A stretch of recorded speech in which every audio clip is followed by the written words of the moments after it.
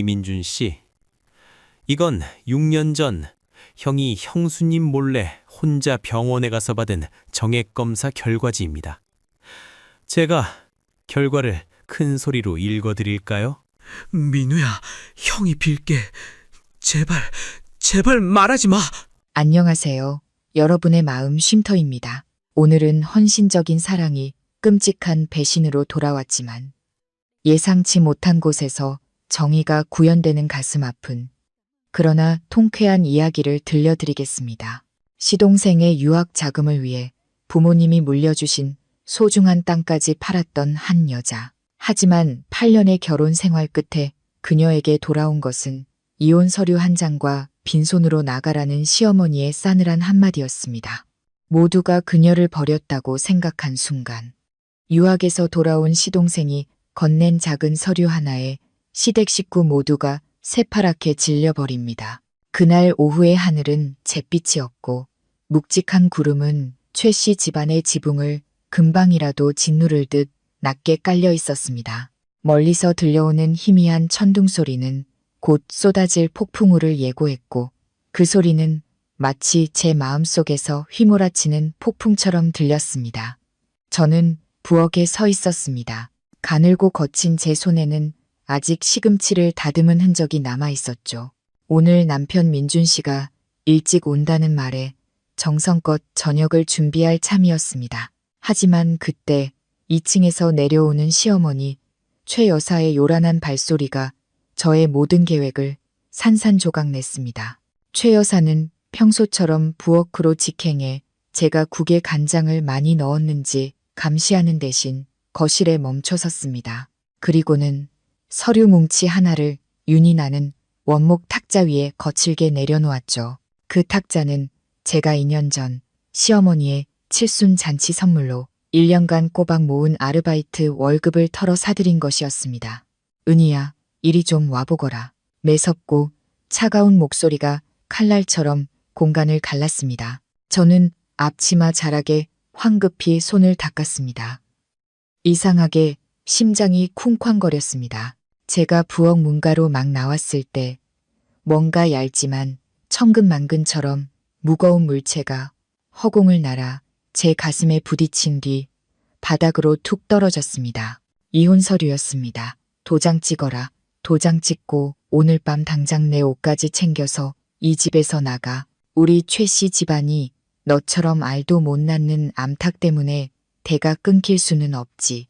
최 여사는 허리에 손을 얹고 날카로운 눈으로 저를 쏘아봤습니다. 일말의 동정심도 찾아볼 수 없었습니다. 저는 그 자리에 얼어붙었습니다. 온몸에 피가 굳는 것 같았죠. 발밑에 놓인 흰 종이 위로 이혼 청구라는 검은 글씨가 선명했습니다. 저는 더듬거리며 말했습니다.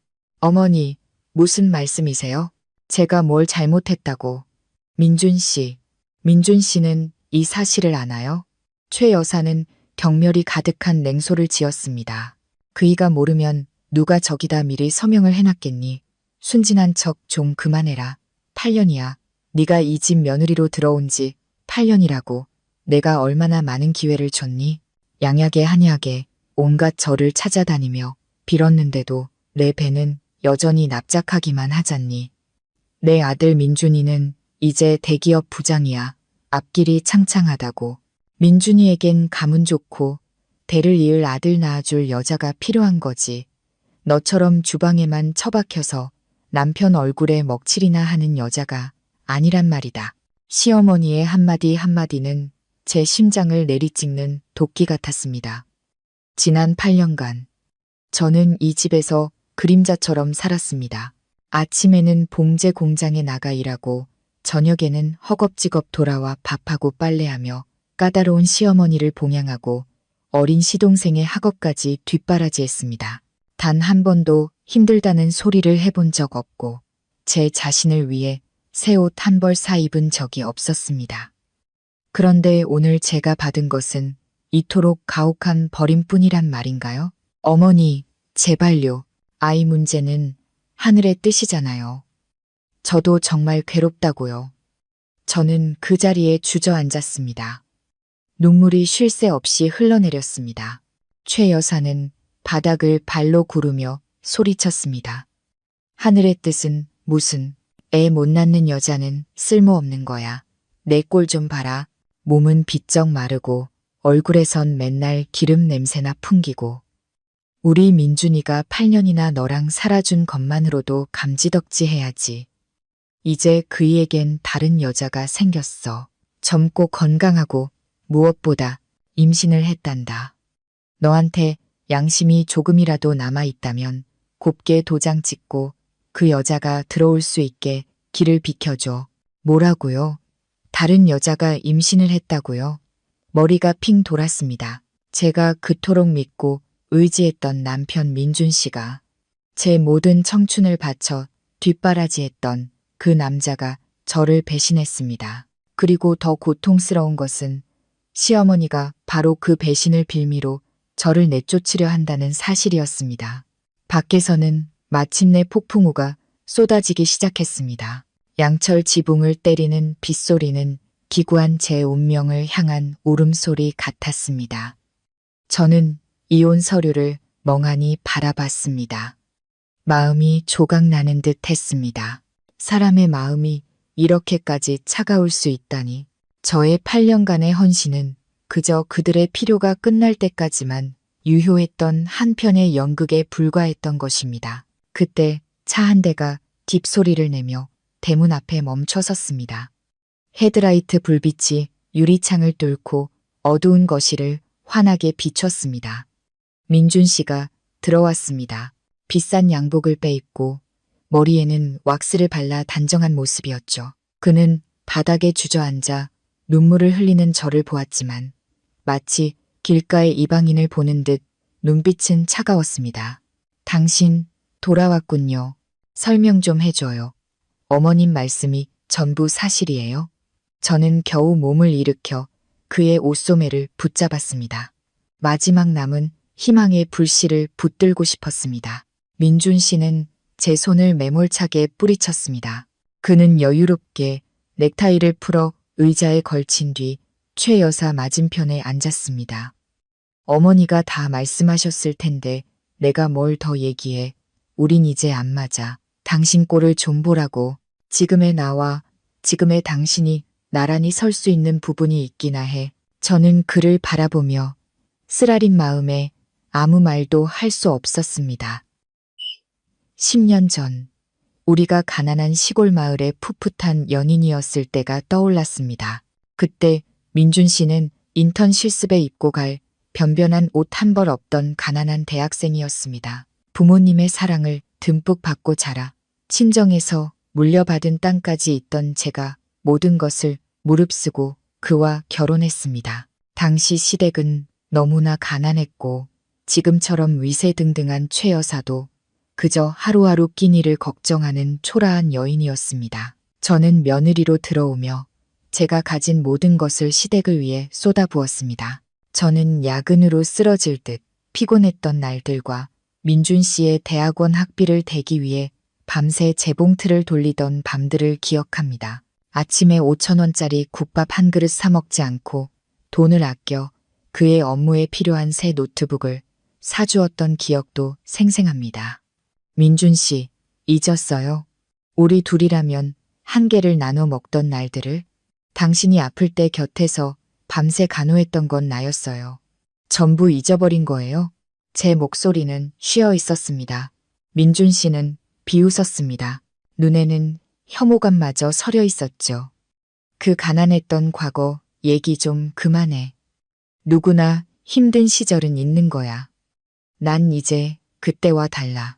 당신처럼 봉제 공장 노동자 마인드에 갇혀 있으니 내 수준을 따라올 수가 없는 거지. 내가 거래처 사람들과 식사할 때 다른 사람들은 다들 예쁘고 교양 있는 아내를 데려오는데 난 당신 생각만 하면 창피해서 얼굴을 들 수가 없었어. 그런데다 애까지 못 낳잖아. 내가 장남인데 우리 집안대를 끊을 셈이야. 하지만 우리 병원 가봤잖아요.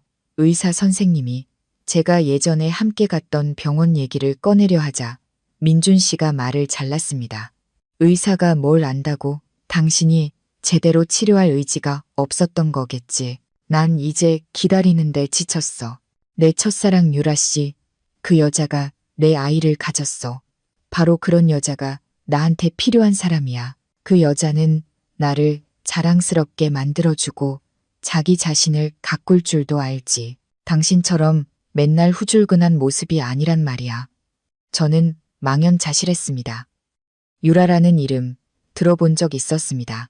민준 씨가 무일푼일 때 그를 버리고 부잣집 남자에게 갔던 여자였습니다.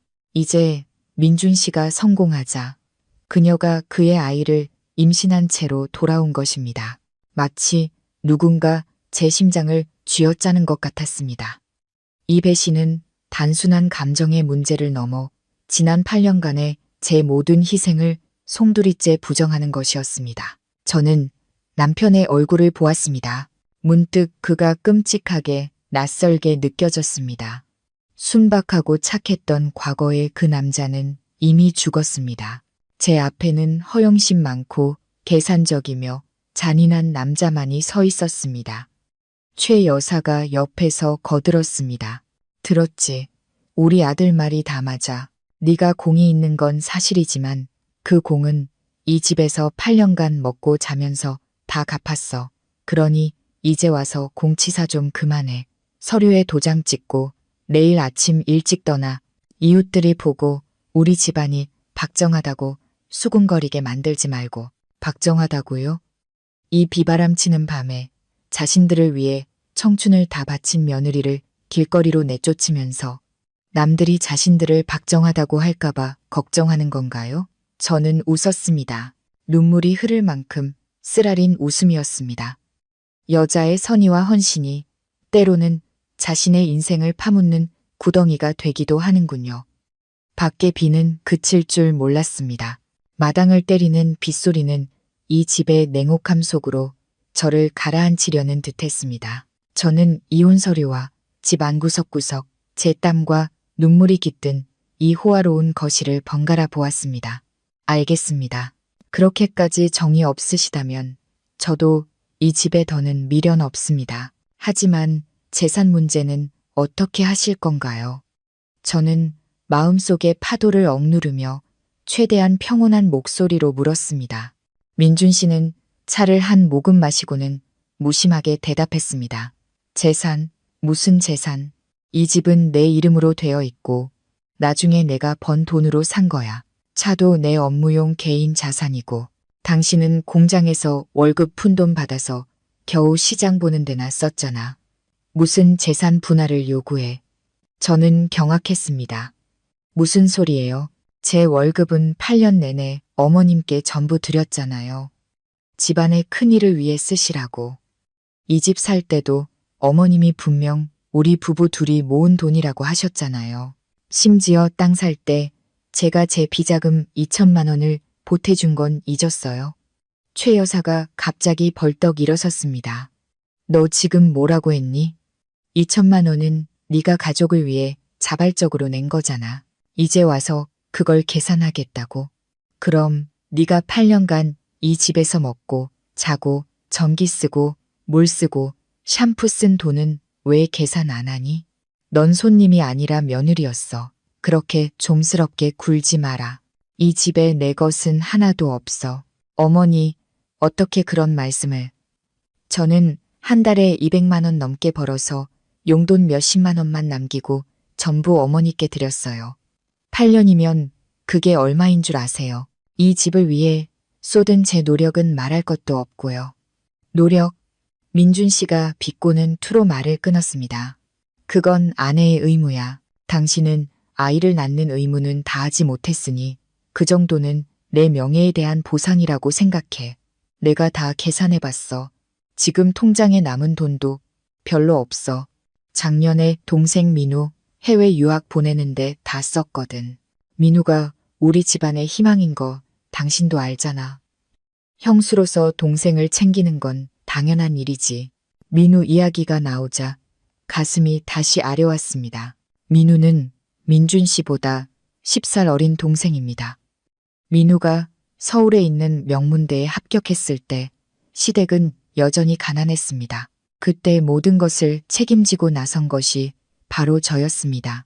저는 최 여사가 민우 등록금이 없어 학업을 포기시키고 공장에 보내려 한다며 울던 그 운명의 날을 기억합니다.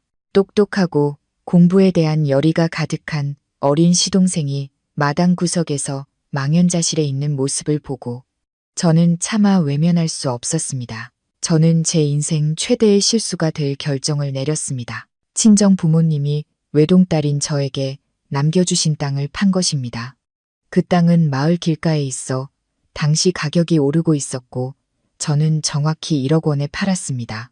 저는 그 돈 전부를 최 여사에게 드리며 은행에 넣어두고 민우의 4년 대학 생활과 그 이후의 학업을 위해 쓰시라고 당부했습니다. 저는 그 희생이 시댁 식구들이 저를 더 아끼고 소중히 여기게 만들 것이라 믿었습니다. 민우가 성공하면 저에게도 든든한 버팀목이 될 것이라 생각했습니다. 민우 얘기를 꺼내셨나요? 그럼 제가 예전에 제 땅을 팔아 민우 학비로 드린 1억 원은요? 그 돈은 그냥 꿀꺽 삼키실 생각이에요? 저는 억울함에 소리쳤습니다. 최 여사는 입술을 삐죽이며 제 시선을 피했습니다. 무슨 돈?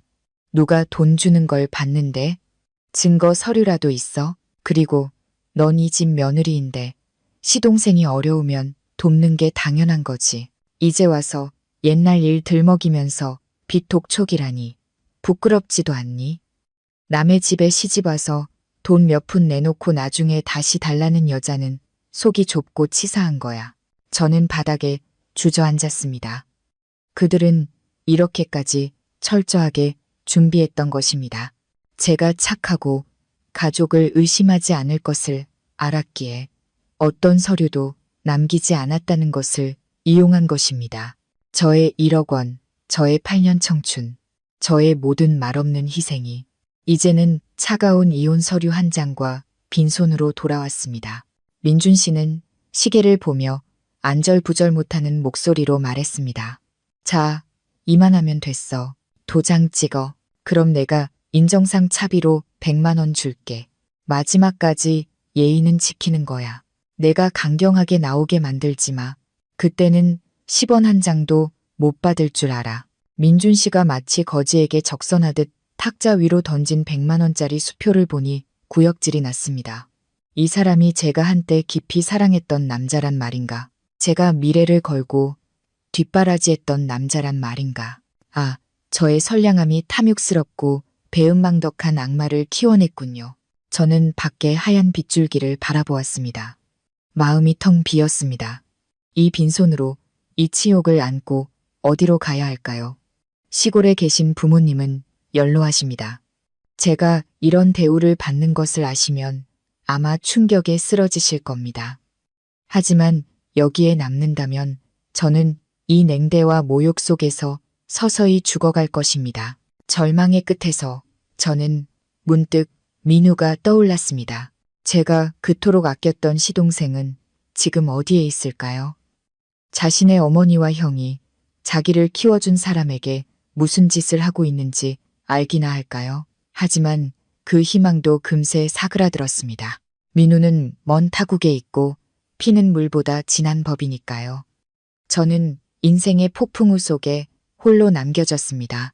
밖의 비는 여전히 하늘을 찢을 듯 울부짖고 있었습니다.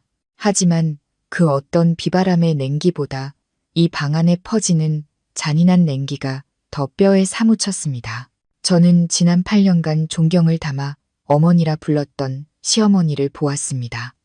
이제 그녀는 무서운 타인처럼 보였습니다. 어머니, 어떻게 그런 말씀을 하실 수 있어요? 제 목소리는 추워서가 아니라 분노와 슬픔으로 떨렸습니다. 그 땅은 제 부모님의 피땀이 어린 땅이에요. 돌아가시기 전에 아버지께서 제 손을 잡고 나중에 인생의 풍파가 닥치면 그걸 마지막 비상금으로 쓰라고 하셨단 말이에요. 그런데 우리 집이 힘들 때, 민우 등록금이 없을 때 어머니께서 제 손을 잡고 오시며 민우의 미래를 구해달라고 하셨잖아요. 저는 어머니를 믿었어요. 제 유일한 희망을 팔아서 이 집을 도왔는데 이제 와서 그게 며느리의 의무라고요. 최 여사는 물을 한 모금 마셨습니다. 그녀의 얇은 입술이 경멸하듯 아래로 향했습니다. 죽은 사람 들먹이면서 겁주지 마라. 내가 최 씨 집안에 시집 왔으면 최 씨 집안 식구가 내 가족이고 내 친정은 남이야.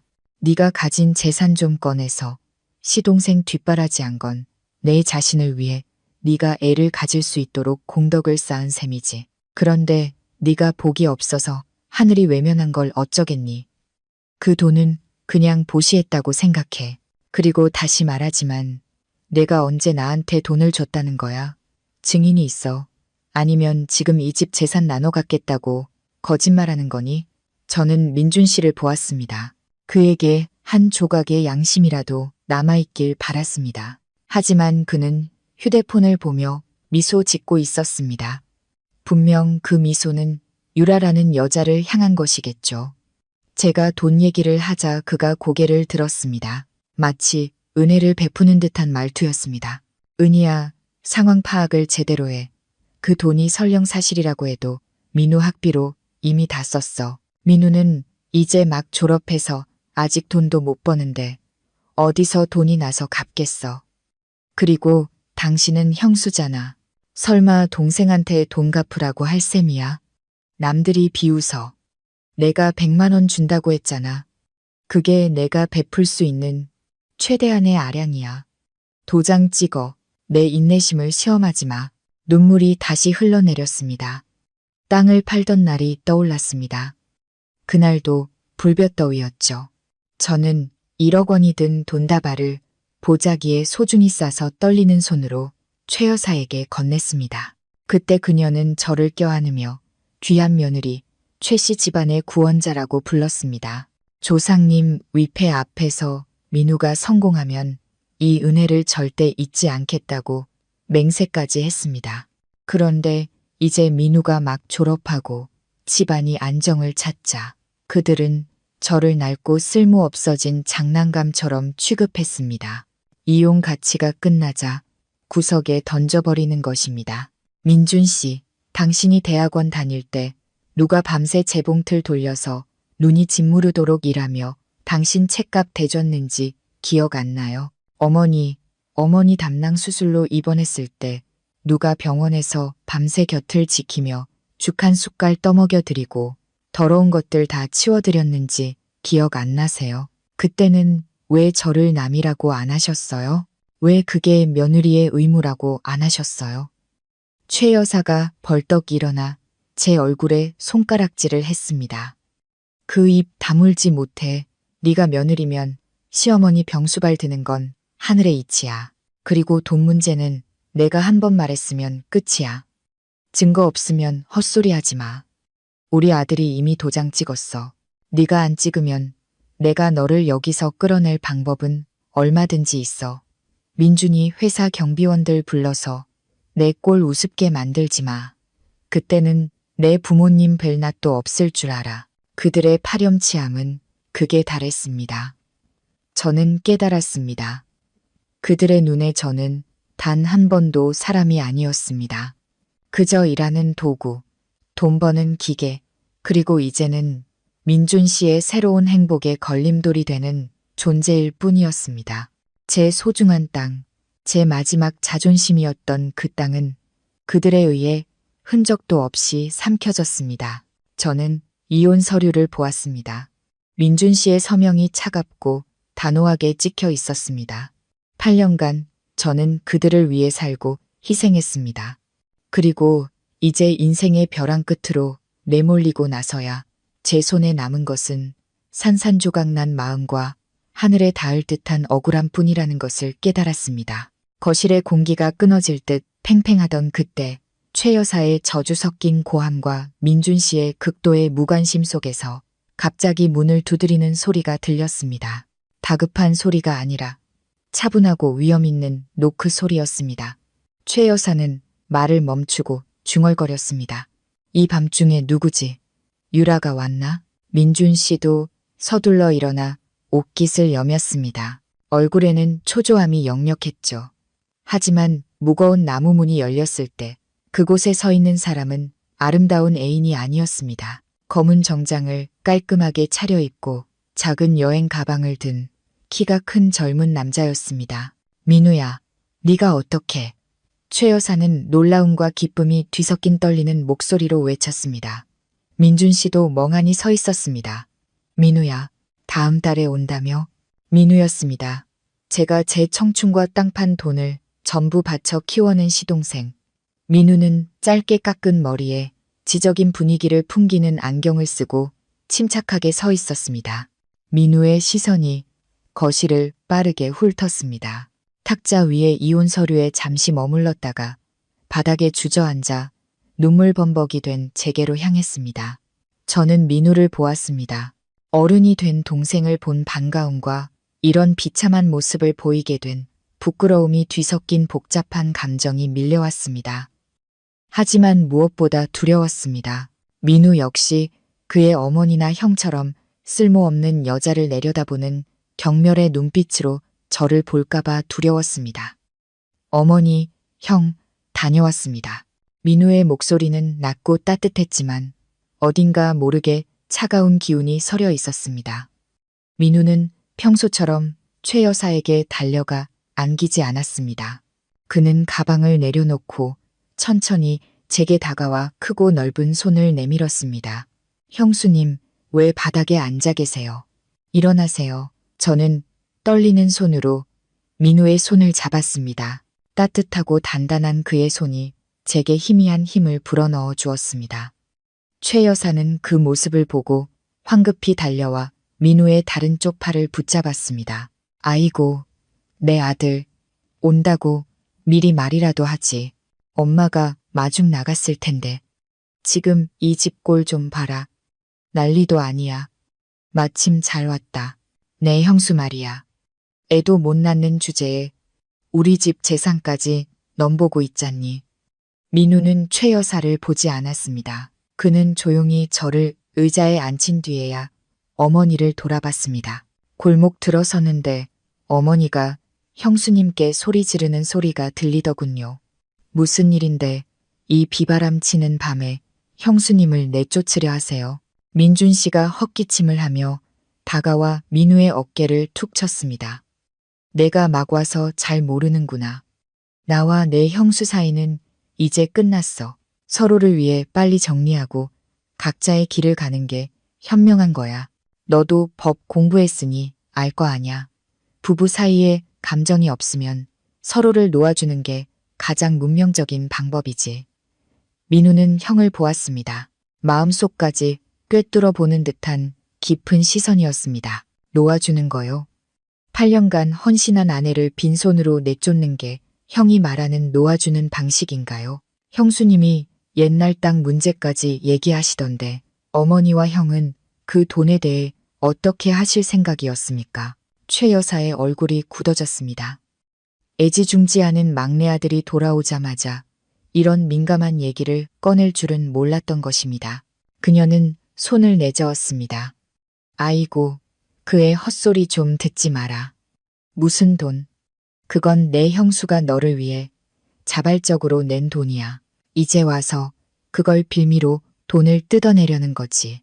넌 이제 막 학원 마쳤고 앞길이 창창한데 이런 자질구레한 일로 신경 쓰지 마. 어서 씻고 와. 엄마가 맛있는 거 해줄게. 우리 아들 보고 싶어 죽는 줄 알았어. 민우는 방 한가운데 꼼짝 않고 서 있었습니다. 천장 조명이 그의 안경에 반사되어 눈 속의 감정을 읽을 수 없었습니다. 민우는 어머니와 형을 번갈아 보았습니다. 그의 침묵은 밖의 천둥 소리보다 더 숨막히게 느껴졌습니다. 저는 숨을 죽이고 기도했습니다. 제가 친동생처럼 아꼈던 이 시동생이 과연 정의의 편에 설 것인가? 아니면 가족과 함께 저를 벼랑 끝으로 밀어낼 것인가? 최 씨 집안의 넓은 거실에서 민우의 침묵은 마치 불붙기를 기다리는 폭탄 같았습니다. 처음에는 기뻐하던 최 여사도 아들의 이상한 태도에 불안감을 느끼기 시작했습니다. 그녀는 물을 따르고 수건을 가져오며 어색함을 감추려는 듯 쉴 새 없이 떠들었습니다. 민우야, 왜 그렇게 멍하니 서 있어? 피곤하지? 먼 길 오느라 고생했겠다. 아니면 형수 때문에 속상해서 그래? 걔가 요즘 정신이 좀 오락가락해서 자꾸 옛날 돈 타령을 하네. 내 형이 잘 해결할 테니 우리 집은 다시 예전처럼 화목해질 거야. 민준 씨도 거들었습니다. 억지로 형다운 위엄을 되찾으려는 듯 했죠. 맞아, 민우야. 네가 미국에서 우수한 성적으로 로스쿨 졸업했다니. 형은 정말 자랑스럽다. 내일 당장 아는 곳에 연락해서 네가 바로 일할 수 있게 알아봐 줄게. 이 일은 형한테 맡겨. 여자들이란 게 가끔은 이렇게 단호하게 나가야 정신을 차리거든. 민우는 여전히 아무 말이 없었습니다. 그는 거실을 천천히 둘러보았습니다. 손가락으로 원목 탁자를 가볍게 쓸어보다가 벽에 걸린 저와 민준 씨의 결혼 사진 앞에서 멈춰섰습니다. 사진 속 10년 전에 저는 젊고 희망에 찬 미소를 짓고 있었습니다. 그리고 지금 소파에는 초라하고 눈은 퉁퉁 붓고 마음은 산산조각 난 한 여자가 앉아 있었습니다. 민우의 침묵이 저를 두렵게 했습니다. 민우도 그들과 똑같을 거야. 성공한 변호사가 되었으니 나를 편들면 어머니와 형에게 맞서야 하고 그 큰 돈을 갚아야 한다는 걸 알겠지. 누가 이제 막 쌓아 올린 자기 기반을 스스로 무너뜨리려 하겠어. 거기까지 생각이 미치자 마음이 차갑게 식었습니다. 저는 자리에서 일어나 미리 싸둔 작은 가방을 들고 문으로 향했습니다. 민우가 제게 등을 돌리는 모습을 차마 보고 싶지 않았습니다. 민준 씨의 배신만으로도 충분히 고통스러웠습니다. 민우마저 그런다면 저는 이 자리에서 무너져 내릴 것 같았습니다. 형수님, 어디 가세요? 민우가 갑자기 입을 열어 무거운 침묵을 깼습니다. 저는 걸음을 멈췄습니다. 목이 메어 말했습니다. 나는 이제 가봐야지. 집안이 편안해지도록. 민우야, 돌아온 거 축하해. 내가 성공해서 정말 기뻐. 최 여사는 그 말을 듣고 뛸 듯이 기뻐하며 저를 떠밀었습니다. 그래, 그렇게 알아서 가주면 좋지. 어서 가.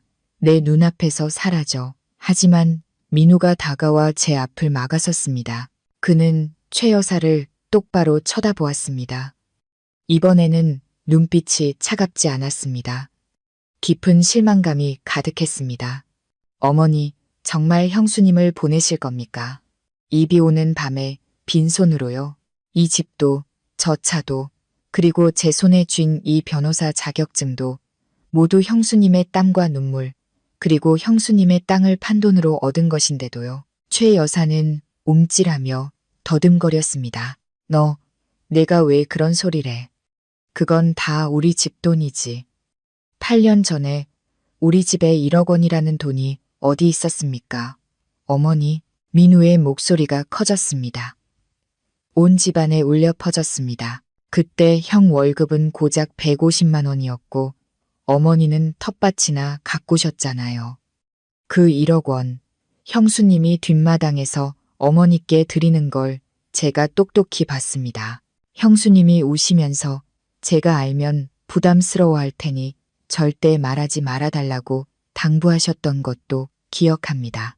저는 유학 생활 내내 형수님의 그 희생을 생각하며 단 하루도 마음 편히 잠든 적이 없습니다. 돌아가면 반드시 보답하겠다고 제 자신에게 맹세했습니다. 그런데 제가 돌아온 날 어머니와 형은 제게 이런 배은망덕한 연극을 보여주시는 겁니까? 민준 씨는 평정심을 잃기 시작했습니다. 그는 소리쳤습니다. 이민우, 너 법 공부하랬지. 누가 가족한테 대들라고 가르쳤냐? 누가 널 키워줬고 앞으로 누가 내 일자리를 알아봐 줄지 잊었어? 피 한 방울 안 섞인 여자 때문에 어머니와 형을 배신하겠다는 거야? 민우는 형을 돌아봤습니다. 마치 판결을 내리는 판사처럼 눈빛이 날카로웠습니다. 형 말이 맞아요. 전 법을 공부했습니다. 그리고 법을 공부했기 때문에 무엇이 정의이고 무엇이 도리인지 압니다. 형수님이 피가 안 섞였다고요? 그럼 지난 8년간 형이 아무것도 아니었을 때 누가 형을 돌봐줬습니까? 어머니가 편찮으실 때 누가 간호했습니까? 형수님이 아이를 못 낳는다고 무시하셨나요? 그게 정말 형수님 탓이라고 확신하세요? 민준 씨의 얼굴이 새파랗게 질렸습니다. 입술이 파르르 떨렸습니다. 네가 뭘 안다고. 최 여사도 겁에 질려 민우의 입을 막으려 달려들었습니다. 민우야, 네가 피곤해서 헛소리를 하는구나. 집안일은 내일 얘기하고 어서 들어가 쉬어. 하지만 민우는 멈추지 않았습니다. 그는 저를 돌아봤습니다. 눈에는 안타까움과 굳은 결의가 가득했습니다. 형수님, 두려워하지 마세요. 오늘 제가 온 것은 단순히 가족을 보러 온 것이 아닙니다. 형수님께 원래 형수님의 것이었던 모든 것을 돌려드리기 위해 온 겁니다. 이 집안 누구도 단 1초도 더 형수님을 괴롭히게 두지 않겠습니다. 그러고는 민우는 서류 가방을 열어 두툼한 서류 뭉치를 꺼냈습니다. 저는 민준 씨의 얼굴이 하얗게 질리다 못해 잿빛으로 변하는 것을 보았습니다. 최 여사는 돌처럼 굳어버렸습니다. 밖의 폭풍우는 곧 그치겠지만 이 집안의 끔찍한 진실은 이제 막 폭로되려 하고 있었습니다. 그 순간 저는 더 이상 혼자가 아니라는 것을 느꼈습니다. 제가 친동생처럼 아꼈던 그 시동생은 결국 저를 실망시키지 않았습니다. 거실은 밖의 폭풍우보다 더 숨 막히는 긴장감으로 가득 찼습니다. 저는 탁자 위에 이혼 서류를 보았습니다. 민준 씨의 서명은 마치 마지막 희망을 베어버린 칼자국 같았습니다. 박은희, 거기 서서 뭐해? 도장 찍어. 민준 씨의 목소리는 초조함에 쉬어 있었습니다. 그는 더 이상 점잖은 척할 여유가 없었습니다. 민우의 등장은 그를 혼란에 빠뜨렸고 그는 더 큰 문제가 생기기 전에 이 상황을 끝내고 싶어 했습니다. 저는 떨리는 손으로 탁자 가까이 다가갔습니다. 8년의 며느리살이, 8년의 청춘이 이 얇은 종이 한 장에 담겨 있었습니다. 저는 최 여사를 보았습니다. 그녀는 팔짱을 낀 채 저를 원수처럼 노려보고 있었습니다. 저는 민우를 보았습니다. 그는 여전히 침착했지만 그 눈빛에는 제가 이해할 수 없는 강한 힘이 느껴졌습니다. 형수님, 이게 형수님이 새 인생을 시작하는 최선의 방법이라고 생각하신다면 원하시는 대로 하세요. 민호의 나직한 목소리가 방 안에 울려 퍼지며 제 떨림을 조금 가라앉혀 주었습니다. 저는 탁자 위에 놓인 민준 씨의 만년필을 집어들었습니다. 이 펜 역시 제가 그의 부장 승진을 축하하며 사준 선물이었습니다. 이 집의 모든 것, 탁자부터 의자, 심지어 민준 씨가 입고 있는 셔츠까지 제 땀과 돈이 스며 있지 않은 것이 없었습니다. 그런데 떠나는 저는 죄인이 되어 있었습니다. 저는 종이 위에 펜을 가져갔습니다. 박은이라는 세 글자가 눈물에 번져 나타났습니다. 한 획 그을 때마다 제 살점을 도려내는 것 같았습니다. 서명을 마치고 펜을 놓자 가슴을 짓누르던 돌덩이가 내려가는 기분이었습니다. 고통스럽고 쓰라렸지만 이상하게 마음이 가벼워졌습니다. 끝났어요. 이제 우리 아무 사이도 아니에요. 저는 민준 씨의 눈을 똑바로 쳐다봤습니다. 8년 만에 처음으로 저는 그 앞에서 두렵거나 위축되지 않았습니다. 최 여사는 제가 서명하는 것을 보고 안도의 한숨을 쉬었습니다. 그녀는 제가 서류를 찍기라도 할까봐 쏜살같이 달려와 그것을 낚아챘습니다. 그래, 진작 이렇게 순순히 나왔어야지. 자, 이제 그 다 떨어진 가방이나 챙겨서 당장 나가. 민준아, 약속대로 100만 원 주고 저 여자 빨리 내보내. 민준 씨는 지갑에서 수표를 꺼내 경멸하듯 탁자 위로 던졌습니다. 8년간의 노예 생활에 대한 대가가 고작 얇은 수표 한 장이란 말인가. 저는 비웃으며 그 돈은 쳐다보지도 않고 제 유일한 가방을 가지러 방구석으로 향했습니다.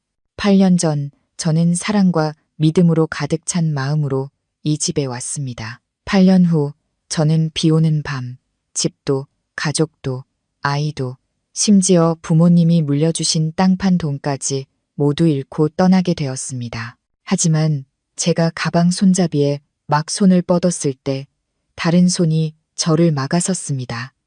형수님, 잠깐만요. 게임은 이제부터 시작입니다. 형수님은 도장을 찍으셨으니 의무를 다하셨어요. 이제는 저들이 형수님에 대한 의무를 이행할 차례입니다. 민우가 저와 문 사이를 막아서며 말했습니다. 그는 저를 보지 않았습니다. 민준 씨와 최 여사를 뚫어져라 쳐다보고 있었죠. 공기가 순간 얼어붙었습니다. 최 여사는 저를 밖으로 밀치려 했지만 민우의 엄한 눈빛에 주춤했습니다. 민우야, 너 뭐 하는 거니? 쟤는 이미 도장 찍었어. 이제 우리 식구도 아니라고. 뭘 꾸물거려. 집안 시끄럽게. 민우는 어머니의 말에 대꾸하지 않았습니다. 그는 천천히 탁자로 돌아가 윤이 나는 서류 가방을 올려놓았습니다. 그가 잠금 장치를 풀자 딸깍하는 건조한 소리가 정적을 깨뜨렸고 민준 씨는 저도 모르게 한 걸음 뒤로 물러섰습니다. 민우는 가방에서 파란색 표지로 된 두툼한 서류 뭉치를 꺼냈습니다. 어머니 말씀이 맞아요. 형수님은 이제 법적으로 최 씨 집안 사람이 아니죠. 하지만 식구가 아니기 때문에 모든 채무 관계, 모든 금전 관계는 형수님이 이 문을 나서기 전에 여기서 깨끗하게 정산되어야 합니다. 민준 씨는 자신감을 되찾으려는 듯 헛웃음을 쳤습니다. 무슨 빚? 내가 말했잖아. 100만 원은 차비로 주는 거고 그 외엔 아무 빚도 없어. 민우야, 사적인 감정으로 형을 곤란하게 만들지 마. 너 변호사잖아. 공동재산과 특유재산의 차이점은 알 거 아냐. 민우는 의미심장한 미소를 지으며 입꼬리를 올렸습니다. 네, 저는 변호사입니다. 그리고 저는 귀국하기 전 3개월 동안 제가 없는 사이 이 집에서 일어난 모든 일을 조사하는데 시간을 보냈습니다. 제가 해외에 있다고 아무것도 모를 거라고 생각하셨나요? 민우는 첫 번째 서류를 꺼내 탁자 위에 놓았습니다. 이건 지난 3년간의 형 계좌 거래 내역 사본입니다. 형이 한유라라는 이름의 계좌로 이체한 총 금액이 거의 2억 원에 달합니다. 부장으로 승진한 지 1년밖에 안 됐는데 이 돈은 어디서 났을까요? 혹시 형수님이 밤낮으로 일해서 어머니께 맡긴 부부 공동자금에서 빼돌린 건 아닌가요? 민준 씨의 얼굴이 잿빛으로 변했습니다. 그는 더듬거렸습니다. 너 이걸 어떻게? 이건 사생활 침해야. 내가 널 고소할 거야. 고소하세요. 민우는 태연하게 다음 장을 넘겼습니다. 그리고 이건 8년 전 형수님의 토지 매매 계약서 사본입니다.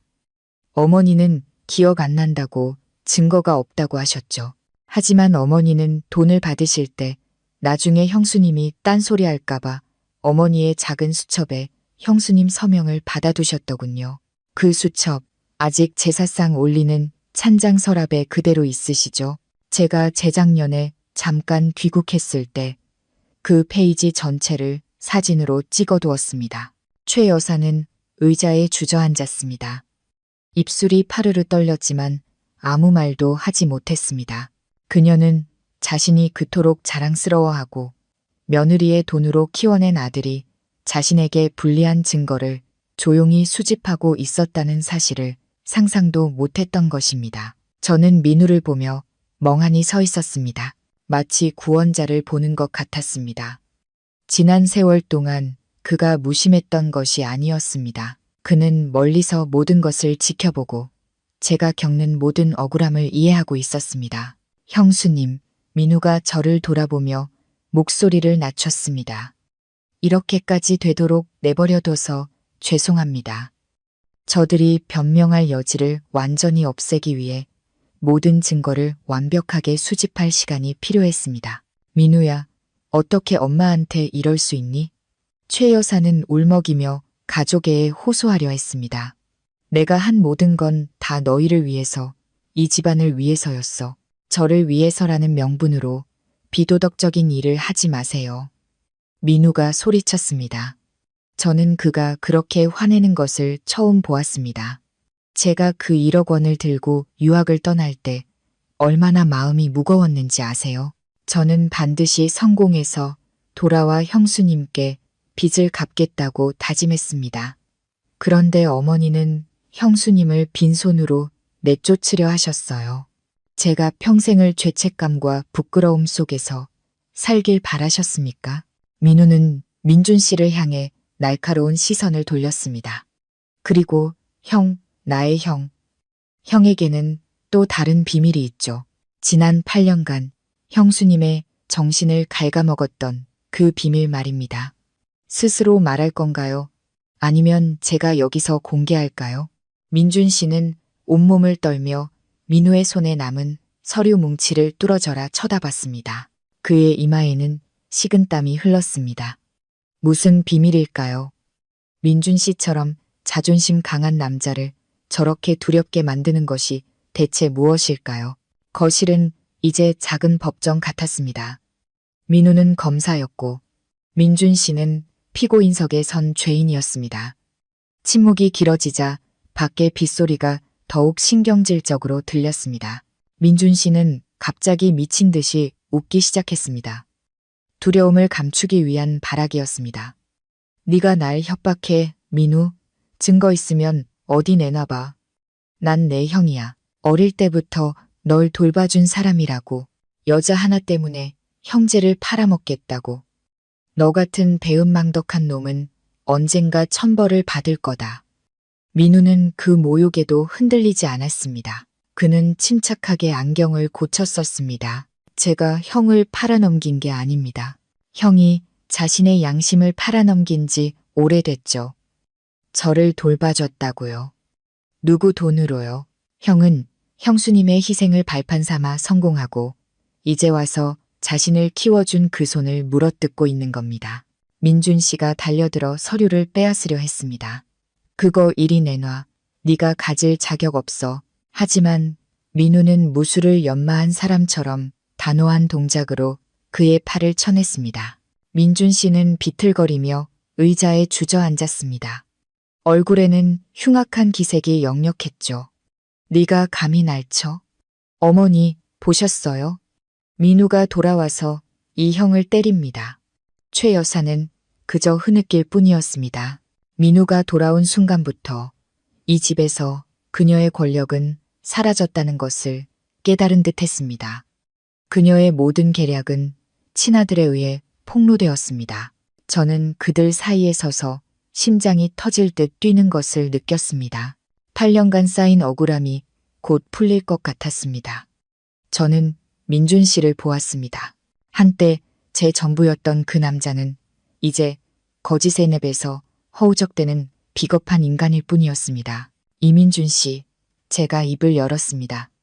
목소리는 작았지만 단호했습니다. 왜 그렇게 두려워하는 거죠? 당신이 잘못한 게 없다면, 당신이 늘 말하던 것처럼 당당하다면, 왜 민우가 말하려는 진실을 마주하지 못하는 거죠? 민준 씨는 분노와 수치심으로 붉어진 눈으로 저를 쏘아봤습니다. 닥쳐. 네가 뭘 안다고 짓거려? 여자들은 주방 구석에나 처박혀 있을 것이지 세상 물정을 뭘 알아. 민우는 비웃었습니다. 내 형수님은 모르셨죠. 형이 지난 8년간 의도적으로 숨겼으니까요. 형은 형수님이 죄책감 속에 살도록 어머니에게 구박받고 이웃들에게 손가락질 당하도록 내버려뒀습니다. 아이 못 낳는 여자라고요. 하지만 진실은 뭘까요? 민우는 마지막 서류 한 장을 들었습니다. 서울중앙병원의 붉은 직인이 찍힌 서류였습니다. 이민준 씨, 이건 6년 전 형이 형수님 몰래 혼자 병원에 가서 받은 정액 검사 결과지입니다. 제가 결과를 큰 소리로 읽어드릴까요? 민준 씨는 다시 달려들었습니다. 하지만 이번에는 민우의 발 아래 무릎을 꿇기 위해서였습니다. 민우야, 형이 빌게.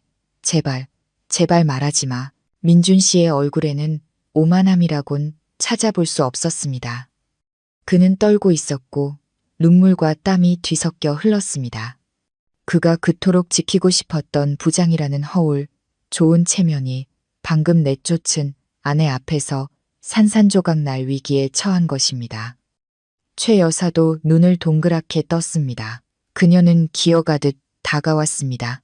민우야, 무슨 소리냐? 무슨 결과? 왜 민준이가 무릎을 꿇어? 저는 그 자리에 서서 하늘이 무너지는 것 같았습니다. 끔찍한 예감이 머릿속을 스쳐 지나갔습니다. 지난 8년간 제가 마셨던 그 쓰디쓴 한약들, 의사 선생님이 제 몸은 지극히 정상이라고 말할 때마다 화장실에서 남몰래 흘렸던 눈물들, 알고 보니 민우는 무릎 꿇은 형을 내려다 보았습니다. 그의 눈에는 통쾌함이 아니라 끝없는 슬픔이 담겨 있었습니다. 그는 깊은 숨을 들이마신 뒤 돌처럼 굳어버린 저를 똑바로 쳐다봤습니다. 형수님, 잘 들으세요. 전문의의 소견입니다. 이민준 씨는 어릴 적 알았던 볼거리의 후유증으로 인한 선천성 무정자증입니다. 자연 임신 확률은 0%입니다. 방안은 죽음과 같은 정적에 휩싸였습니다. 창밖의 빗소리와 민준 씨의 거친 숨소리만이 들렸습니다. 귓가에서 윙윙거리는 소리가 났고 모든 것이 빙글빙글 도는 것 같았습니다. 무정자증? 그가 무정자증이라고요? 저는 기계처럼 민우의 말을 되뇌었습니다. 최 여사가 갑자기 소리쳤습니다. 거짓말이야. 우리 민준이가 이렇게 건강한데 어떻게 무정자증이야. 저 여자가 너를 매수해서 네 형을 모함하는 거야. 어머니 보세요. 민우는 최 여사 앞에 검사 결과지를 던졌습니다. 병원의 붉은직인 과장의 서명이 선명했습니다. 형은 이 사실을 6년 전부터 알고 있었습니다. 형수님이 임신을 못하자 혼자 검사를 받았던 거죠. 그리고 아내에게 사실을 말하고 함께 해결책을 찾거나 아이를 입양하는 대신 가장 비겁한 방법을 선택했습니다. 결과를 숨기고 모든 죄를 형수님께 뒤집어 씌운 겁니다. 저는 민준 씨를 보며 분노로 떨리는 목소리로 말했습니다. 당신 6년 전부터 알고 있었다고요? 그런데 6년 동안 내가 그 쓴 약을 다 마시는 걸 지켜봤어요. 어머니가 나를 구박하고 때리는 걸 보면서도 당신은 침묵했다고요? 저는 늦은 오후 한약방에 들르던 제 모습이 떠올랐습니다. 역한 한약 냄새가 옷과 살켈에 배어 있었죠. 저는 최 여사가 밥만 축내는 주제에 애도 못 낳는다며 국그릇을 바닥에 내동댕이 쳤던 순간들을 기억합니다. 최 씨 집안 조상님 위패 앞에 무릎 꿇고 며느리의 도리를 다하게 해달라며 아이 하나만 점지해달라고 빌었던 순간들도 기억합니다. 그 모든 고통, 그 모든 정신적 학대가 민준 씨가 연출한 잔인한 연극이었다니. 민준 씨는 고개를 숙인 채 중얼거렸습니다. 나는 체면이 중요했어. 나는 부장이고 사람들이 나를 남구실도 못하는 놈이라고 손가락질하는 걸 견딜 수 없었어. 나는 시간을 좀 벌려고 했어. 시간을. 저는 미친 듯이 웃었습니다. 눈물이 쓰라리게 흘렀습니다. 시간을 벌기 위해 유라와 바람을 피우고 그녀가 임신했다고 거짓말해서 나를 내쫓으려 했나요? 당신이 무정자증인데 그 여자 뱃속의 아이는 누구 아이죠? 다른 남자의 아이를 당신 아이인 척하며 당신의 불임을 감추려 했나요? 민준 씨는 움찔하며 저와 민우를 번갈아 쳐다봤습니다. 이 진실은 재산을 잃는 것보다 더 고통스러웠을 것입니다. 그의 비겁한 자존심을 정면으로 강타했으니까요. 최 여사는 넋이 나간 사람 같았습니다. 그녀는 검사 결과지와 아들을 번갈아 봤습니다. 그녀가 늘 저를 짓누르던 최 씨 집안의 대에 대한 자부심이 결국 동그란 숫자 0에 불과했다는 사실. 아이고, 우리 집안 망했네. 최 여사는 가슴을 치며 울부짖었습니다. 왜 엄마한테 숨겼니? 왜 이 지경이 되도록 만들었어? 민우가 제게 다가와 어깨에 손을 얹으며 위로했습니다. 형수님, 이제 진실이 밝혀졌습니다. 형수님은 아무 잘못 없으세요. 지난 8년간 형수님은 남편이 아내에게 가할 수 있는 가장 잔인한 거짓말 속에서 사셨습니다. 이제 이혼 서류에 도장 찍으신 건 형수님이 하신 가장 잘한 일입니다. 하지만 빈손으로 나가실 순 없습니다. 땅 판 돈 1억 원, 어머니께 맡긴 월급, 그리고 이 집의 절반 가치 전부 돌려받으셔야 합니다. 민우는 민준 씨를 향해 단호한 목소리로 말했습니다. 형이 형수님께 합당한 보상을 하지 않으면 나는 변호사로서 형을 재산 사기 및 배우자 부정행위로 고소할 겁니다. 내연녀에게 돈을 이체한 증거와 이 진단서는 형의 회사와 온 세상에 공개될 겁니다. 형수님께 돈을 돌려주고 끝낼 건가요? 아니면 커리어와 명예를 모두 잃을 건가요? 민준 씨는 동생과 저, 그리고 탁자 위에 서류들을 번갈아 보았습니다. 그는 자신이 완전히 패배했다는 것을 알았습니다. 밖의 비는 그쳐가고 있었습니다. 하지만 이 집에서는 인격과 진실에 대한 대수술이 이제 막 시작되고 있었습니다. 저는 허공을 바라보았습니다. 지난 8년에 제 자신이 불쌍했고 동시에 길고 어두웠던 폭풍우 뒤로 마침내 따스한 햇살이 비치기 시작해 기뻤습니다. 저는 거실 한가운데 멍하니 서 있었습니다. 귀가 먹먹해지고 오직 고통스럽게 쿵쾅거리는 제 심장 소리만 들렸습니다. 선천성 무정자증, 그 단어들이 총알처럼 제 영혼에 박혔습니다. 지난 8년간 저는 거짓이라는 무덤 속에서 살았던 것입니다. 저는 제 손을 내려다보았습니다. 과도한 노동으로 거칠어진 손가락, 밤새 재봉틀을 돌리느라 생긴 굳은 살, 퇴근 후 집으로 가지 않고 동네 한약방으로 향하던 제 모습이 떠올랐습니다. 그 역하고 쓰디쓴 한약 냄새가 아직도 머리카락과 피부 깊숙이 배어있는 것 같았습니다. 아주머니, 이 약은 아주 쓰니까 씻기 전에 단숨에 마셔야 효과가 있어요. 몇 년 전 한의사의 목소리가 귓가에 맴돌았습니다. 지난 6년간 얼마나 많은 탕약을 마셨는지 모릅니다. 어떤 약은 너무 써서 마시자마자 토해내기도 했습니다. 하지만 아이를 갖고 싶다는 간절함, 이 가정을 지키고 싶다는 마음 때문에 저는 눈물을 닦고 메스꺼움을 참으며 다시 약을 마셨습니다. 부엌 문가에 서서 허리에 손을 짚고 저를 쏘아보던 최 여사의 모습이 떠올랐습니다. 마셔, 어서 많이 마셔. 이 집 밥 축낸 지가 몇 년인데 배는 여전히 텅 비어있니? 최 씨 집안 조상님들 뵐 낯도 없니? 여자라는 게 기본적인 도리도 못하고 그녀의 말 한마디 한마디가 제 뺨을 때리는 것 같았습니다. 그럴 때마다 저는 고개를 숙이고 참았습니다. 제 복이 없어 겪는 수모라고 생각했습니다. 단 한 번도 민준 씨를 원망하지 않았습니다. 오히려 저와 같은 고통을 겪는 그가 안쓰러웠습니다.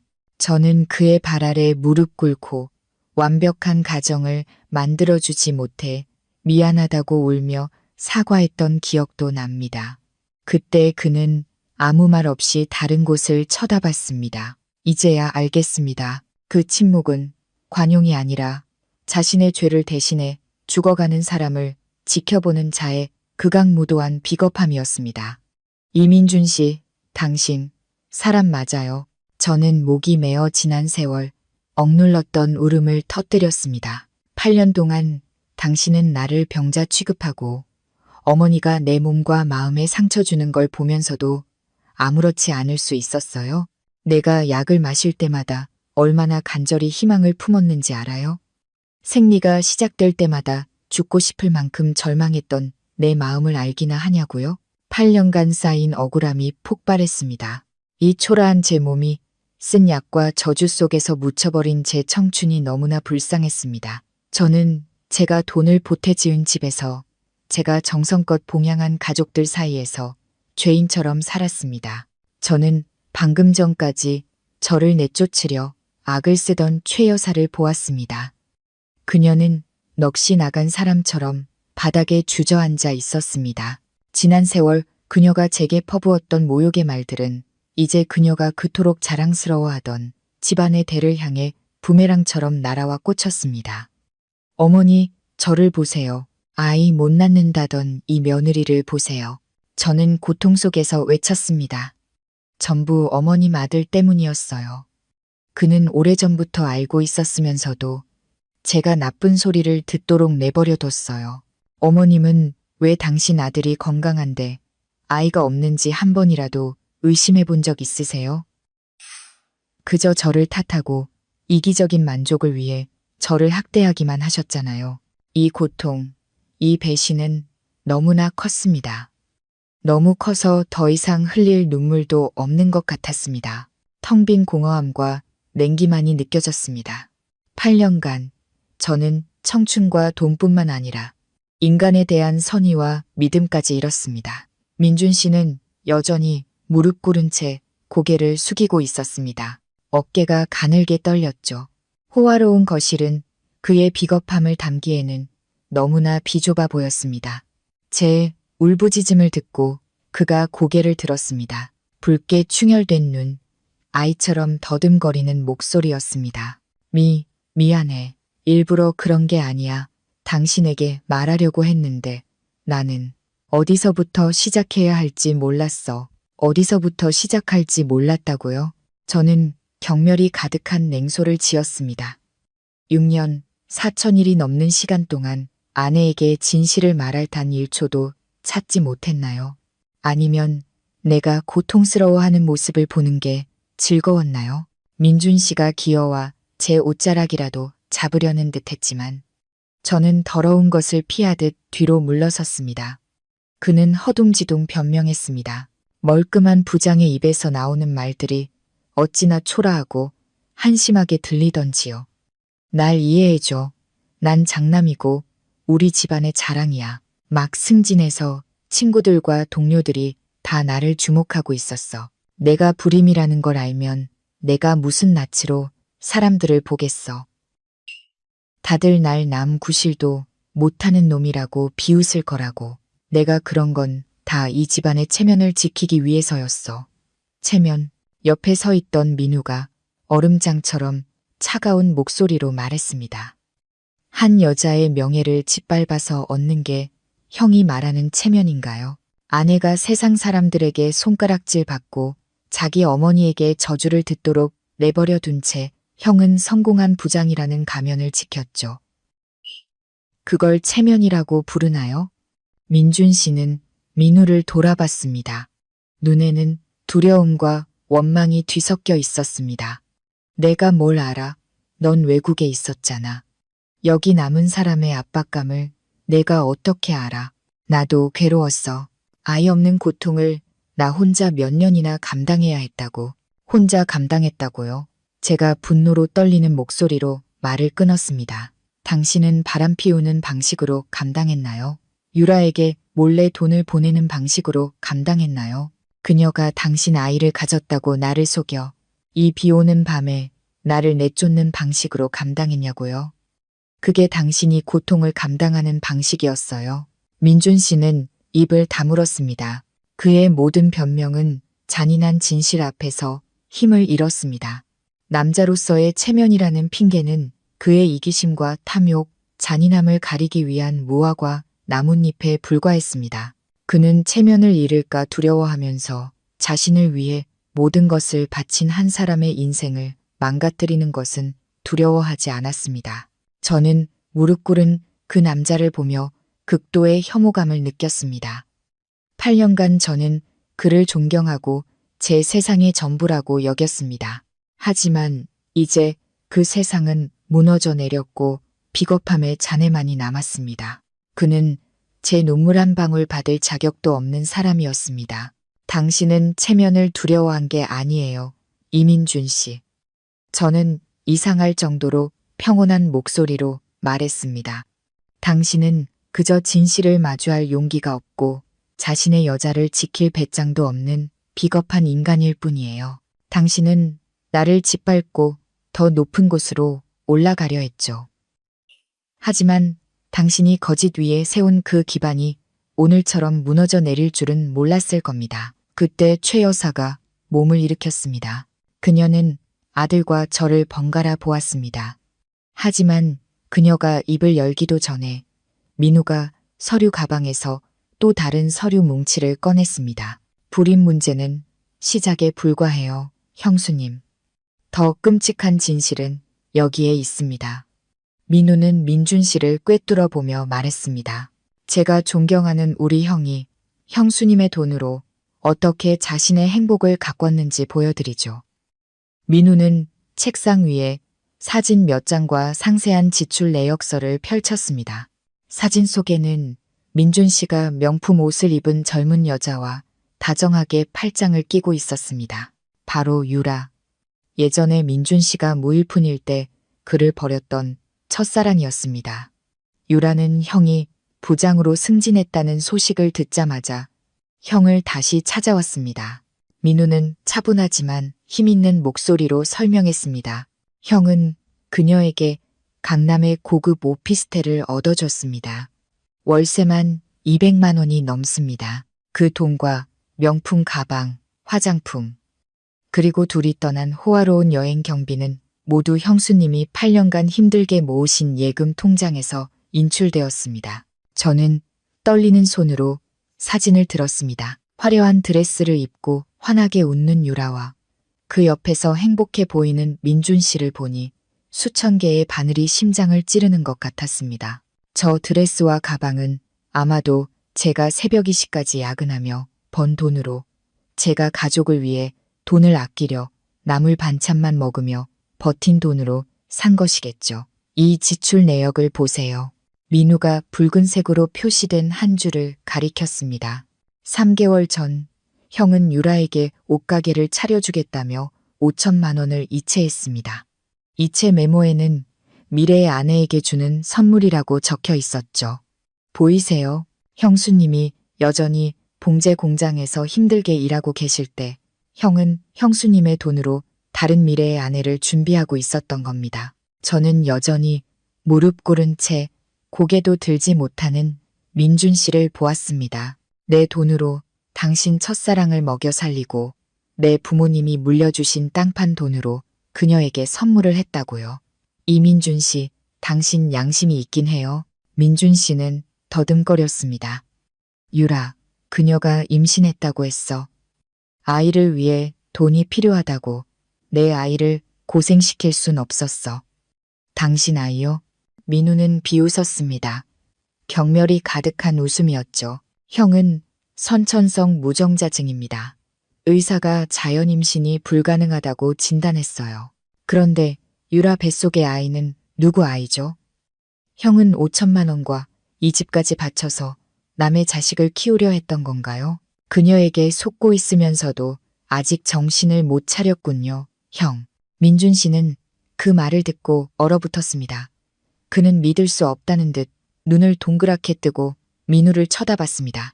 너, 무슨 소리야? 그녀는 분명 내 아이라고 했어. 자기에게는 나밖에 없다고 맹세했단 말이야. 그녀는 형에게 맹세했지만 형이 얻어준 그 오피스텔에서 다른 남자와 부부처럼 살고 있습니다. 민우는 또 다른 사진 뭉치를 책상 위에 던졌습니다. 사진 속에는 유라가 그 고급 오피스텔 문 앞에서 낯선 남자와 다정하게 껴안고 있었습니다. 제가 한 달 넘게 그녀를 지켜봤습니다. 그녀에게 형은 그저 돈을 캐낼 수 있는 광산이고 자기 애인과 낳은 아이에게 신분과 재산을 안겨줄 완벽한 호구였을 뿐입니다.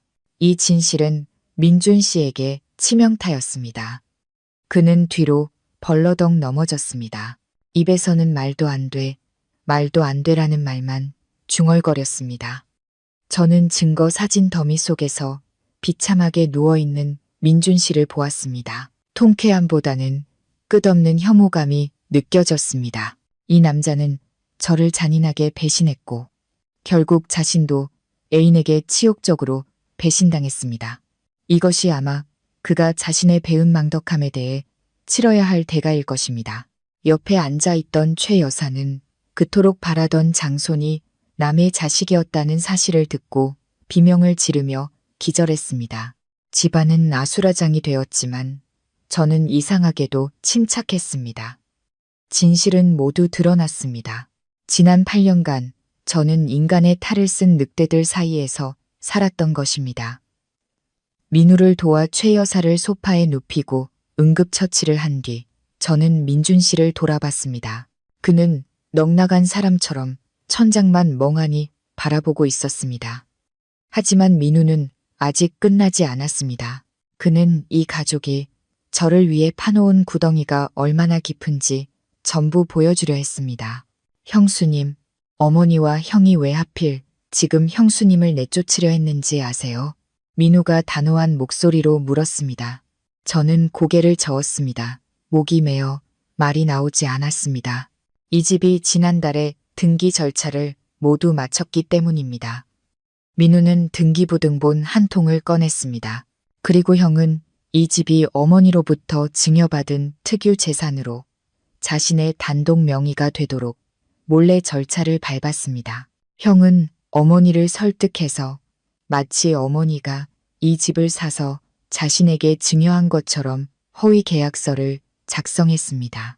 부부 공동 재산에 대한 형수님의 권리를 완전히 배제하기 위해서요. 저는 망연자실했습니다.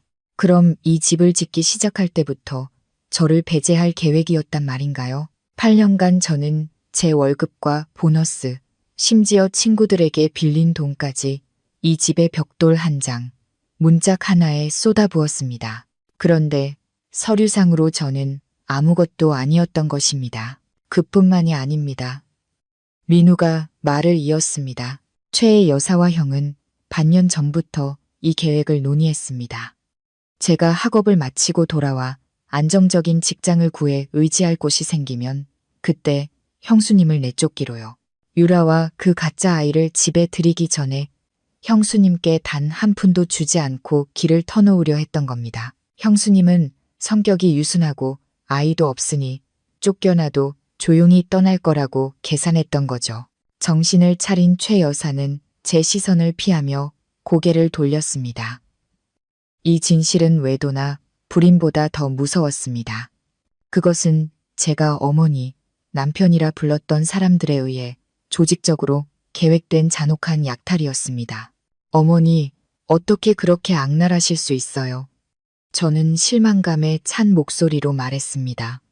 저는 어머니를 친어머니처럼 모셨고 제 땅을 팔아 민우를 뒷바라지했어요. 그런데 저를 빈손으로 내쫓을 계략을 꾸미셨다고요? 제가 병원에서 밤새 어머니를 간호했던 밤들은 생각나지 않으세요? 최 여사는 울음을 터뜨렸지만 그 울음소리는 너무나 거짓되게 들렸습니다. 나는 그저 민준이와 민우의 미래를 걱정했을 뿐이야. 유라가 정말 임신한 줄 알았지.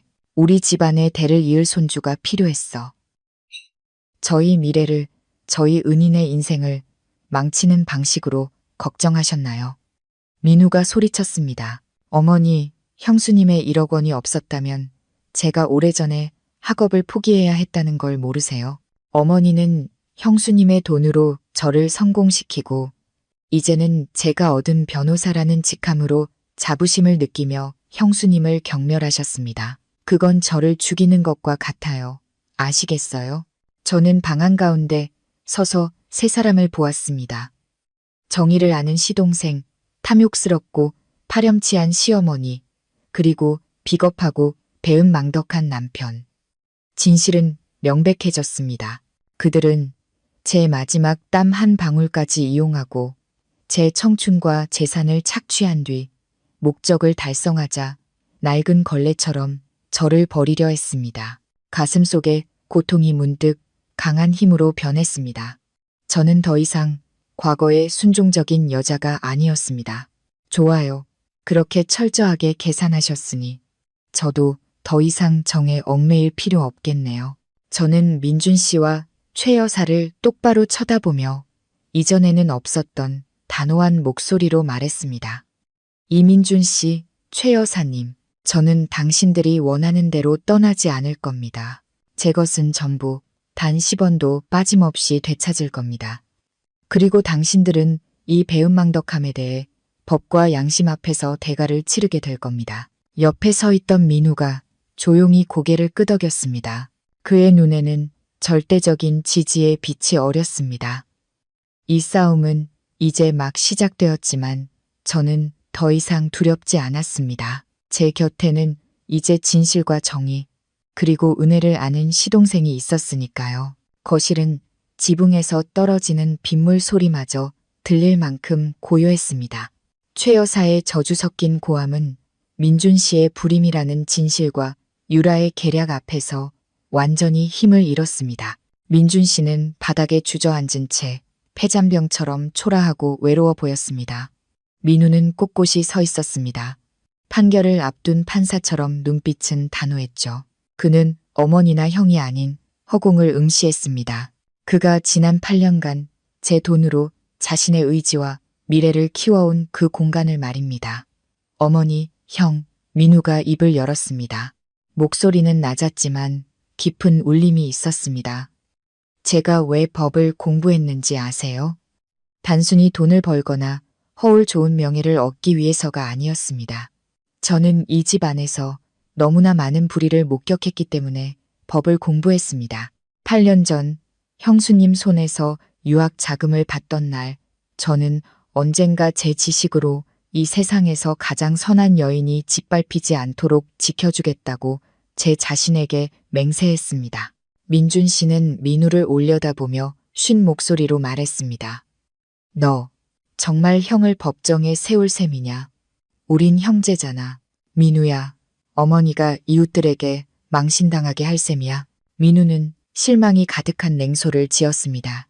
아직도 망신을 걱정하세요? 형이 형수님을 속일 때, 어머니와 함께 형수님을 빈손으로 내쫓을 계략을 꾸밀 때, 그때는 망신당할 거라는 생각 안 하셨나요? 형은 제 형이지만 형수님 또한 저를 키워준 분입니다. 제게는 형수님이 베푼 은혜가 형이 말하는 그 맹목적인 혈연보다 훨씬 더 무겁습니다. 민우는 저를 돌아봤습니다. 그의 눈빛이 순간 부드러워졌습니다. 형수님, 모든 절차는 준비해 두었습니다. 형의 외도 증거, 부부 공동 재산을 내연녀 계좌로 빼돌린 증거, 그리고 위조된 병원 기록까지 형수님의 것을 되찾기에 충분합니다. 형이 자발적으로 돈을 돌려주고 재산을 분할하지 않으면 제가 직접 형수님의 변호인이 되어 이 소송을 진행하겠습니다.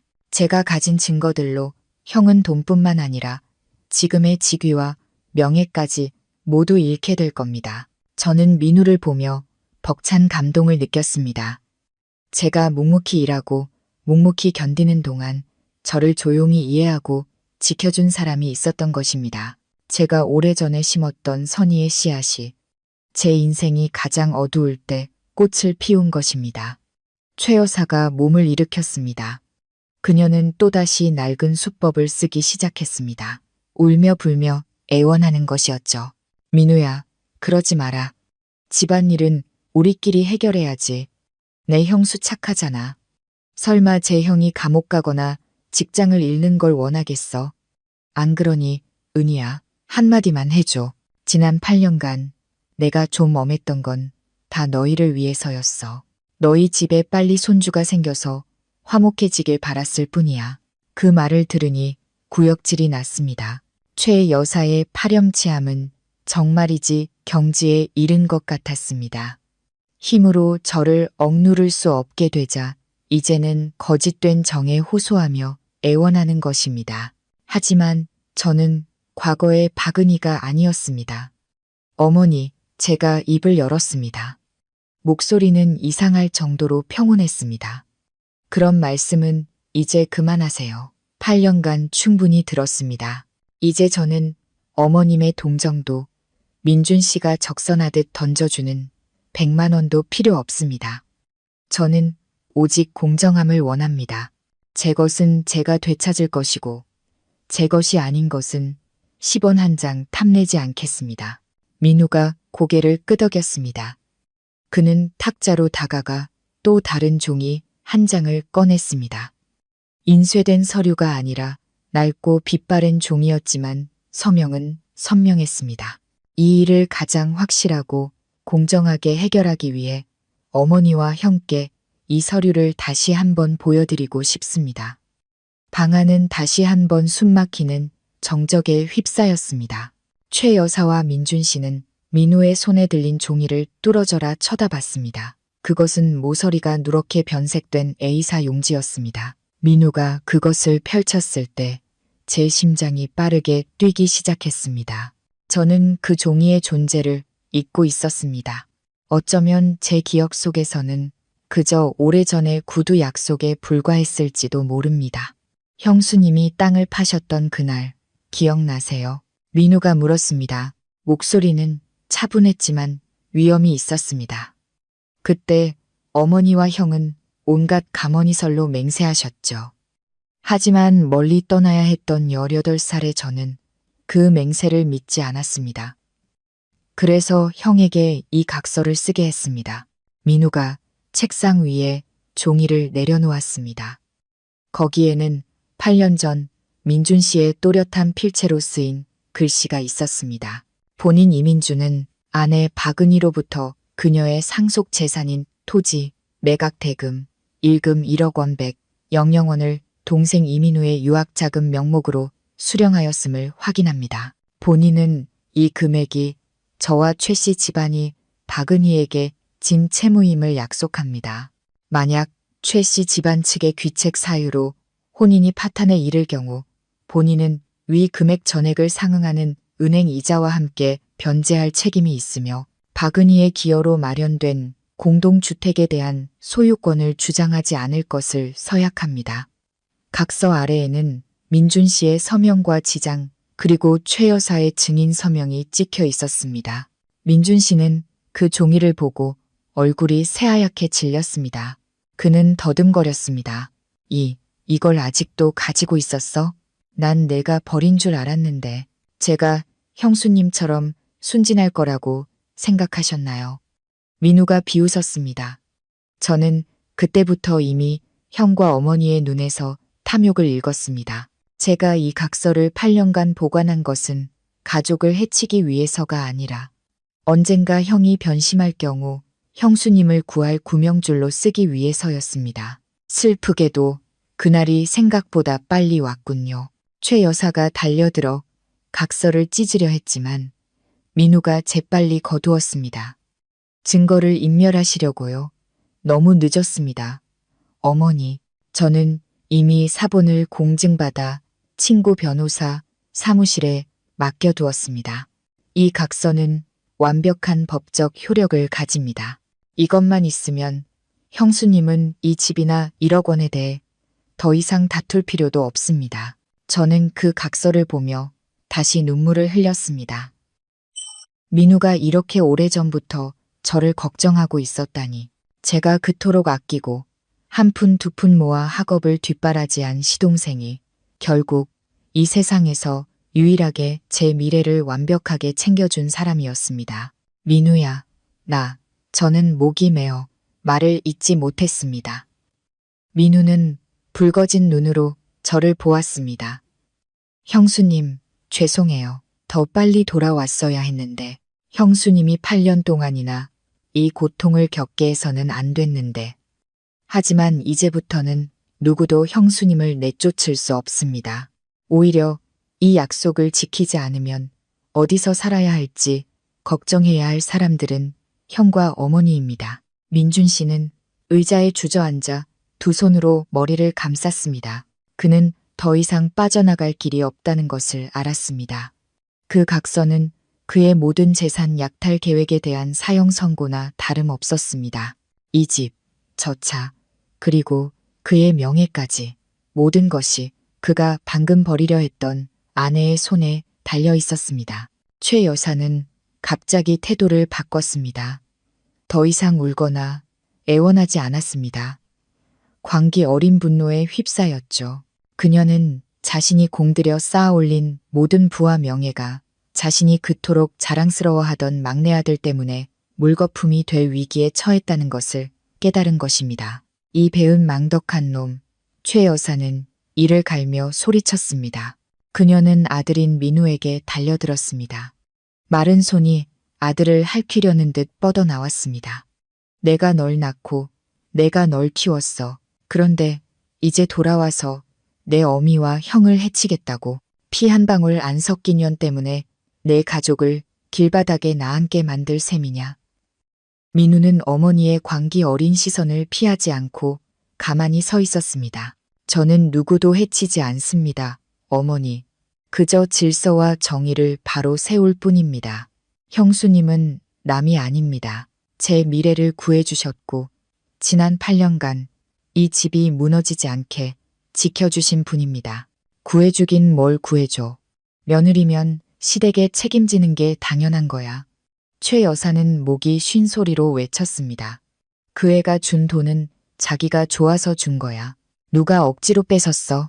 이제 와서 그 낡아빠진 종이 쪼가리로 날 협박해? 이 집은 최 씨, 집안 조상 대대로 내려온 땅이야. 누구도 손댈 수 없어. 이민우, 이 불효자식, 온 동네방네 내가 남을 도와 가족을 해치는 파렴치한 변호사라고 소문내고 다닐 테다. 그녀는 저를 돌아보며 증오의 찬눈으로 쏘아봤습니다. 그리고 2년, 네가 내 아들한테 무슨 짓을 했길래 애가 어미를 물어뜯게 만들어? 내 편이 생겼다고 이 집 재산을 뺏을 수 있을 것 같아? 꿈깨. 내가 죽는 한이 있어도 너한테는 한 푼도 못 줘. 최 여사는 물건을 부수기 시작했습니다. 그녀는 선반 위의 화병과 장식품들을 바닥에 내던졌습니다. 도자기가 깨지는 소리는 이 집안의 거짓된 품위가 산산조각 나는 소리 같았습니다. 민준 씨는 그런 어머니를 말리지도 못하고 넋 나간 사람처럼 앉아만 있었습니다. 저는 분노에 미쳐 날뛰는 최 여사를 보며 안쓰러우면서도 혐오스러웠습니다. 이 여인은 평생을 계산하고 탐욕을 부리며 살았습니다. 그리고 결국 그녀가 얻은 것은 유일하게 양심을 가졌던 아들의 경멸뿐이었습니다. 어머니, 그만하세요. 민우의 고함 소리에 최 여사가 순간 멈칫했습니다. 어머니가 이럴수록 제 결정이 옳았다는 확신만 듭니다. 형이 왜 저렇게 비겁하고 배은망덕한 사람이 되었는지 아세요? 바로 어머니의 잘못된 교육과 끝없는 탐욕 때문입니다. 어머니는 형에게 빼앗고 이용하는 법만 가르쳤지 사람이 되는 법은 가르치지 않으셨습니다. 민우는 민준 씨를 돌아봤습니다. 형, 어머니를 봐. 형도 저렇게 미쳐서 외롭게 인생을 마감하고 싶어? 마지막 기회를 주겠어. 내일 공증 사무실로 가. 이 집의 절반 가치를 형수님 명의로 이전하고 1억 원 채무와 8년간의 이자를 모두 변제해. 그렇지 않으면 나는 즉시 법원에 소장을 제출할 거야. 최 여사는 1억 원과 집의 절반이라는 말에 더욱 이성을 잃었습니다.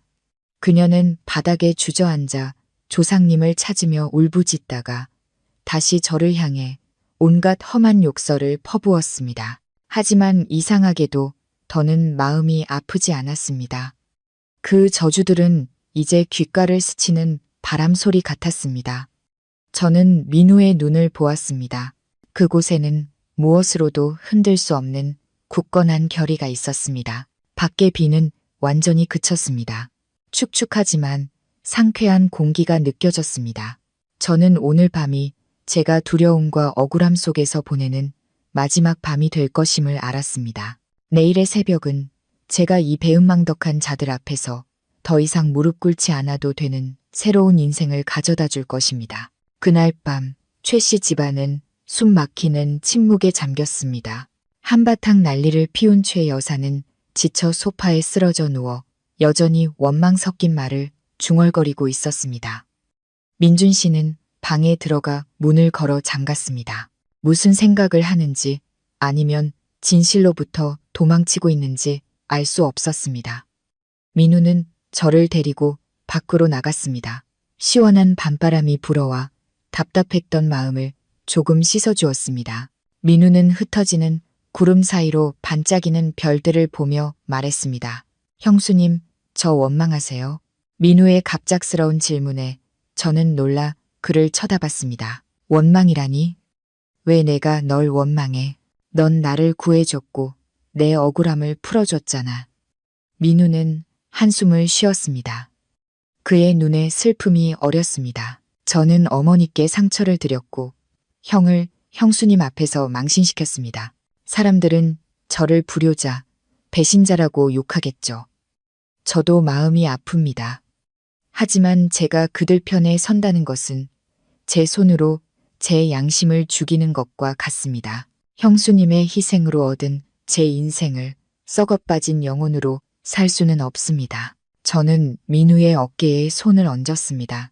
그의 미세한 떨림이 느껴졌습니다. 민우야, 넌 불효자가 아니야. 넌 어머니와 형이 자신들의 잘못을 깨닫도록 돕고 있는 거야. 만약 네가 그들의 악행을 덮어줬다면 그게 정말 그들을 해치는 거였을 거야. 이 결정을 내리기까지 얼마나 힘들었을지 알아. 네가 베푼 이 은혜 평생 잊지 못할 거야. 민우가 저를 돌아봤습니다. 그의 눈에 굳은 결의가 빛났습니다. 그렇게 말씀하지 마세요. 제가 오늘 한 일은 형수님이 지난 8년간 저를 위해 희생하신 것에 비하면 아무것도 아닙니다. 저는 형수님이 이 세상 모든 사람이 형이나 어머니처럼 배은망덕하지 않다는 걸 아셨으면 좋겠습니다. 제게는 아직 정의가 있습니다. 형수님은 너무 오랫동안 남을 위해 사셨어요. 이제부터는 형수님 자신을 위해 사세요. 민우의 말은 제 마음의 상처를 치유하는 약 같았습니다. 8년간 저는 제가 누구인지 저에게도 행복할 권리, 존중받을 권리가 있다는 것을 잊고 살았습니다. 저는 의무와 책임이라는 세 장 속에 스스로를 가두고 저 역시 감정을 가진 인간이라는 사실을 잊었습니다. 민우야, 제가 조심스럽게 물었습니다. 이 일이 끝나면 넌 어떻게 할 거야? 어머니와 형이 널 쉽게 용서하지 않을 텐데. 민우는 슬프지만 평온한 미소를 지었습니다. 서울의 작은 오피스텔을 구해뒀습니다. 내일 형수님 일을 마치면 그곳으로 이사할 생각입니다. 더 이상 이 집에 의지하지 않고 제 힘으로 제 커리어를 시작할 겁니다. 어머니와 형에 관해서는 시간이 해결해 주겠죠. 그들이 진심으로 뉘우친다면 저는 여전히 그들의 아들이고 동생일 겁니다. 하지만 그 마음을 고치지 못한다면 우리의 인연은 여기까지일지도 모릅니다. 저는 민우를 보며 그가 정말 어른이 되었다고 느꼈습니다. 그는 행동뿐만 아니라 생각도 깊었습니다. 혈연은 소중하지만 인간을 인간답게 만드는 것은 양심과 정의라는 것을 그는 알고 있었습니다. 다음 날 아침 해가 떴습니다. 눈부신 아침 햇살이 밤새 내린 빗물 웅덩이를 비추며 반짝였습니다. 저는 마지막 남은 제 짐들을 가방에 챙겼습니다. 방을 나섰을 때 민준 씨가 이미 그곳에 서 있었습니다. 그의 얼굴은 내텄고 눈 밑은 검었습니다. 은희 씨, 갑시다. 민준 씨의 목소리에는 생기가 전혀 없었습니다. 민우는 차에서 기다리고 있었고 최 여사는 나오지 않았습니다. 굳게 닫힌 방문 너머로 희미한 울음소리만 들려왔습니다. 저는 제가 전부라고 여겼던 그 집을 단 한 번도 돌아보지 않고 걸어 나왔습니다. 제 앞에는 새로운 길이 펼쳐져 있었습니다. 어려움이 있을지도 모르지만 그 길은 분명 자유와 진실의 길일 것입니다. 저는 더 이상 아이 못 낳는다고 손가락질 받는 여자가 아니라 제 삶의 존엄과 주권을 되찾은 여자였습니다. 택시는 8년간 저와 함께했던 작은 골목을 빠져나왔습니다. 창밖으로 문에 기댄 채 서 있는 최 여사의 모습이 보였습니다. 며느리를 배웅하는 것이 아니라 자신의 소나귀에서 빠져나가는 재산을 증오의 찬눈으로 쳐다보고 있었습니다. 민준 씨는 조수석에 앉아 시체처럼 침묵했습니다. 가끔 백미러로 저를 훔쳐봤지만 시선이 마주칠 때마다 황급히 고개를 돌렸습니다. 저기 은희 씨, 차가 큰 길로 나서자 민준 씨가 입을 열었습니다. 목소리는 작았고 애원이 가득했습니다. 우리 꼭 이렇게까지 해야 할까요? 그래도 우리 8년을 함께 살았잖아요. 민우는 가족이니까 설마 형을 막다른 길로 몰지는 않겠죠? 당신이 민우한테 한마디만 해줘요. 그 돈은 내가 천천히 갚을게. 그리고 그 집은 내가 유라와 아이에게 주기로 약속했단 말이야. 곧 태어날 아이가 머물 곳도 없게 만들 셈이에요. 그 말을 듣는 순간 온몸에 피가 끓어오르는 것 같았습니다. 이 남자의 파렴치함은 끝이 없었습니다. 불임이라는 진실이 밝혀지고 내연녀의 거짓말이 드러난 이 순간에도 그는 자기 핏줄도 아닌 아이를 들먹이며 저와 흥정하려 했습니다. 그는 남의 자식 머물 곳을 걱정하면서 지난 8년간 자신을 위해 청춘을 바친 아내를 걱정한 적이 단 한 번이라도 있었을까요? 차 세워요. 저는 핸드백을 쥔 손이 하얗게 질리도록 힘주며 말했습니다. 택시 기사님이 놀라 차를 갓길에 세웠습니다. 옆에 있던 민우가 말리려 했지만 제가 더 빨랐습니다. 저는 차 문을 열고 내렸습니다. 민준 씨도 당황하며 따라 내렸습니다. 아마 제가 마음이 약해졌다고 생각했겠죠. 그는 서둘러 제게 다가왔습니다. 마음 바꾼 거지, 은희 씨? 당신은 원래 세상에서 제일 착한 사람이잖아. 짝, 건조한 마찰음이 이른 아침의 거리 한복판에 울려 퍼졌습니다. 저는 8년간의 분노와 굴욕, 노예 같았던 삶의 모든 힘을 그 뺨에 실었습니다. 손바닥이 얼얼했고 민준 씨의 얼굴은 옆으로 돌아가 있었습니다. 그의 통통한 뺨에 붉은 손자국이 선명하게 남았습니다. 민준 씨는 멍하니 뺨을 감쌌습니다. 그는 저를 마치 처음 보는 생물처럼 쳐다봤습니다. 저는 그의 눈을 똑바로 보며 강하고 차가운 목소리로 말했습니다. 이 뺨은 당신과 나 사이의 모든 빚을 청산하기 위한 거예요. 당신의 이기심 때문에 내가 8년간 마셔야 했던 그 쓴 약들에 대한 대가예요. 당신 어머니의 모욕 앞에서 내 결백을 되찾기 위한 거예요. 그리고 가장 중요한 건 당신 같은 비겁한 인간을 사랑했던 내 어리석음을 향한 따귀예요. 저는 깊은 숨을 내쉬었습니다. 가슴이 이상할 정도로 후련했습니다. 똑똑히 들어요. 이민준 씨, 이 순간부터 나는 당신 아내가 아니고 당신 집안의 돈 버는 기계도 아니에요. 그 아이가 살 곳이 있든 없든 유라라는 여자가 행복하든 말든 그건 당신 사정이에요. 내 집과 내 돈은 10원 한 푼도 빠짐없이 되찾을 겁니다. 다시는 8년의 정 따위를 들먹이지 마세요. 나에게 그 8년은 내 인생에서 가장 지워버리고 싶은 흉터일 뿐이니까. 말을 마친 저는 그가 한마디도 더 할 수 없도록 등을 돌려 차에 올랐습니다. 민우는 놀라움과 동시에 경탄이 섞인 눈으로 저를 보았습니다. 그는 제 손을 잡았습니다. 크고 따뜻한 손이었습니다. 잘하셨어요. 형수님, 단 1초도 더 참으실 필요 없어요. 민준 씨는 매 맞은 개처럼 조용히 차에 올라탔습니다. 택시는 다시 공증 사무실을 향해 달렸습니다. 저는 창밖을 보았습니다. 나뭇가지 위로 햇살이 눈부시게 쏟아지고 있었습니다. 그 따귀는 민준 씨의 뺨뿐만 아니라 제 영혼을 묶고 있던 마지막 족쇄를 부숴버렸습니다. 저는 자유를 느꼈습니다. 8년의 청춘과 1억 원의 상속 재산으로 산 값비싼 자유였습니다. 공증 사무실에서 절차를 밟는 동안 민우는 오래된 각서뿐만 아니라 민준 씨의 오만을 완전히 꺾어버릴 계획을 실행에 옮겼습니다.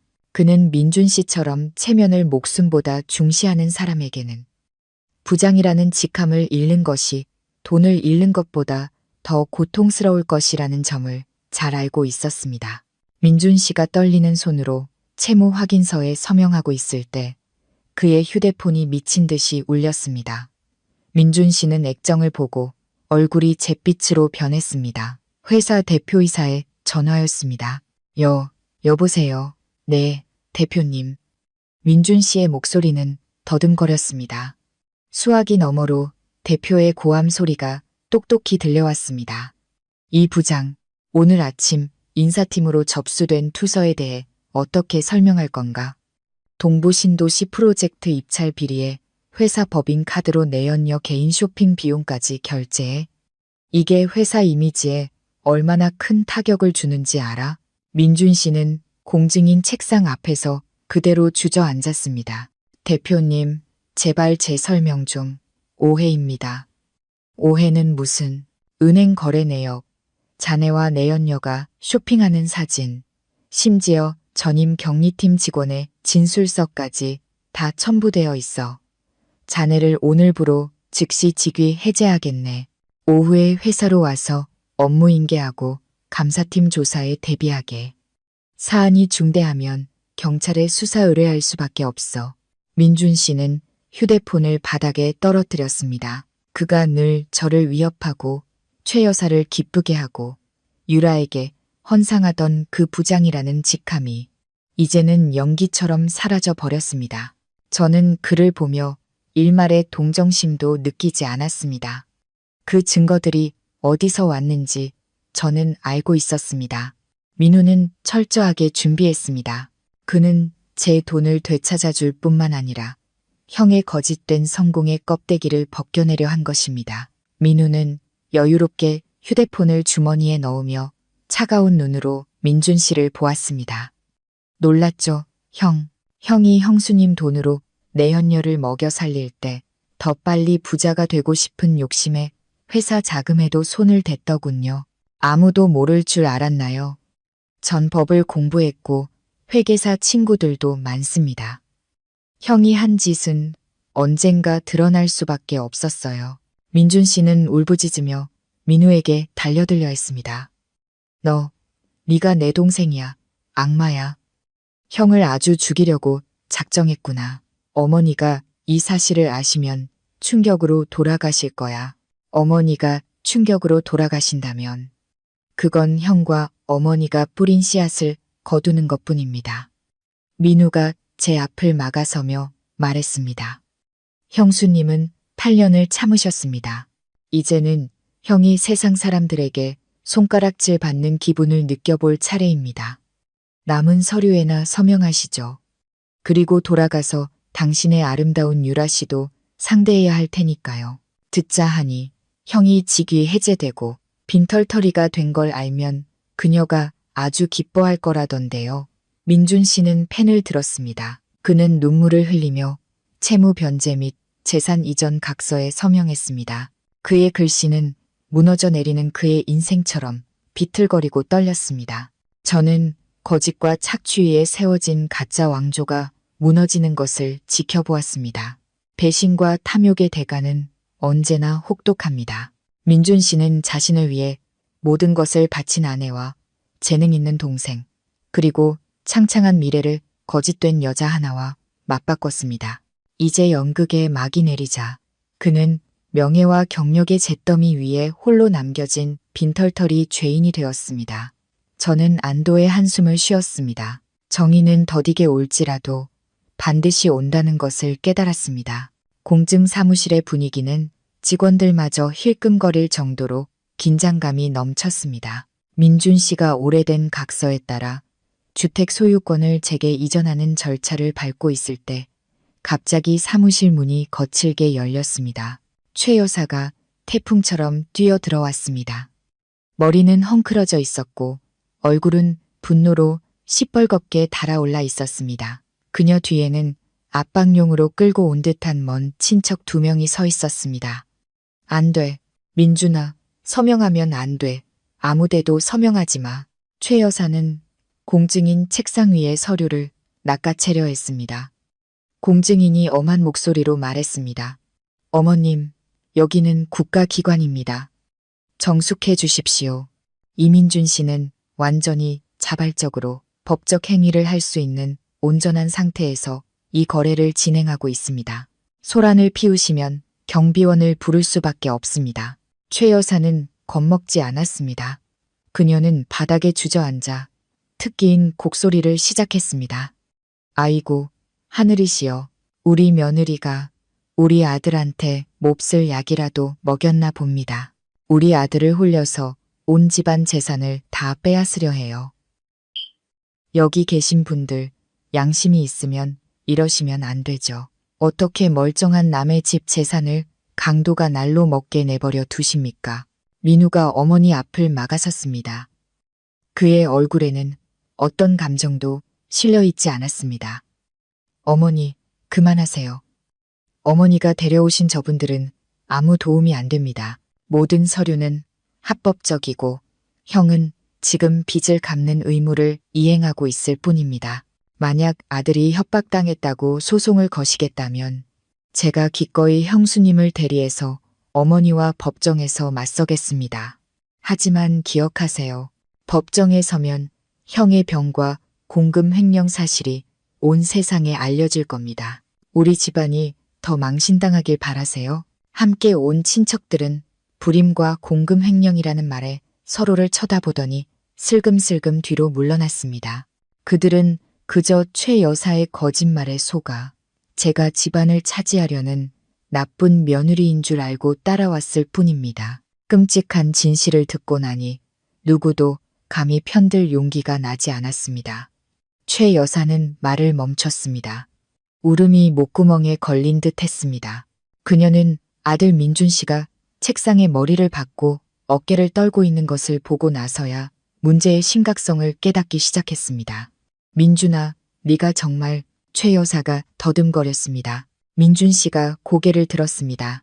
붉게 충혈된 눈, 절망에 찬 목소리였습니다. 어머니, 제발 돌아가세요. 저를 더 망신시키지 마세요. 저 회사에서 잘렸어요. 곧 경찰 조사도 받을 거예요. 은희 씨한테 집이랑 돈 돌려주지 않으면 저 감옥 가야 해요. 이제 만족하세요. 어머니가 그토록 자랑스러워하던 우리 집안의 대가 이제 교도소에서 끊기게 생겼다고요. 최 여사는 그 말을 듣고 벼락이라도 맞은 듯 의자에 주저앉았습니다. 멍한 눈으로 허공을 응시했습니다. 평생을 계산하고 남을 무시하며 살아온 그 여인의 오만함은 이제 자신이 그토록 사랑한 아들의 죄악에 의해 산산조각 났습니다. 저는 그들의 마지막 연극을 조용히 지켜보았습니다. 통쾌함은 없었습니다. 그저 탐욕과 이기심에 이끌린 인간의 말로에 대한 서글픔만이 느껴졌습니다. 저는 펜을 들고 이전 계약서에 제 이름을 서명했습니다. 한 획, 한 획이 제 인생에서 최씨 집안의 존재를 완전히 지워버리는 가로선 같았습니다. 완료되었습니다. 박은희 씨. 공증인이 붉은 직인이 찍힌 계약서 사본을 제게 건넸습니다. 저는 그 종이를 들었습니다. 천근만근처럼 무겁게 느껴졌지만 동시에 바람처럼 가볍기도 했습니다. 저는 민우를 돌아봤습니다. 그는 따뜻하고 믿음직한 미소를 지어 보였습니다. 우리는 공증 사무실을 나왔습니다. 뒤에서는 최 여사의 뒤늦은 울음소리와 민준 씨의 비참한 그림자가 남았습니다. 법적인 싸움은 끝났지만 그들의 양심과의 싸움은 아마 이제 막 시작되었을 것입니다. 공증 사무실을 나오자마자 민준 씨는 미친 사람처럼 유라에 대한 민우의 말을 믿지 않았습니다. 그는 적어도 자신에게는 사랑이라는 안식처와 기댈 수 있는 아이가 남아있을 것이라고 희망했습니다. 넋이 나간 최 여사의 만류에도 불구하고 민준 씨는 택시를 잡아타고 제 돈으로 내연녀에게 얻어준 고급 오피스텔로 향했습니다. 저와 민우도 조용히 뒤를 따랐습니다. 질투 때문이 아니라 남의 고통 위에 행복을 쌓으려 했던 자의 결말을 제 눈으로 직접 확인하고 싶었기 때문입니다.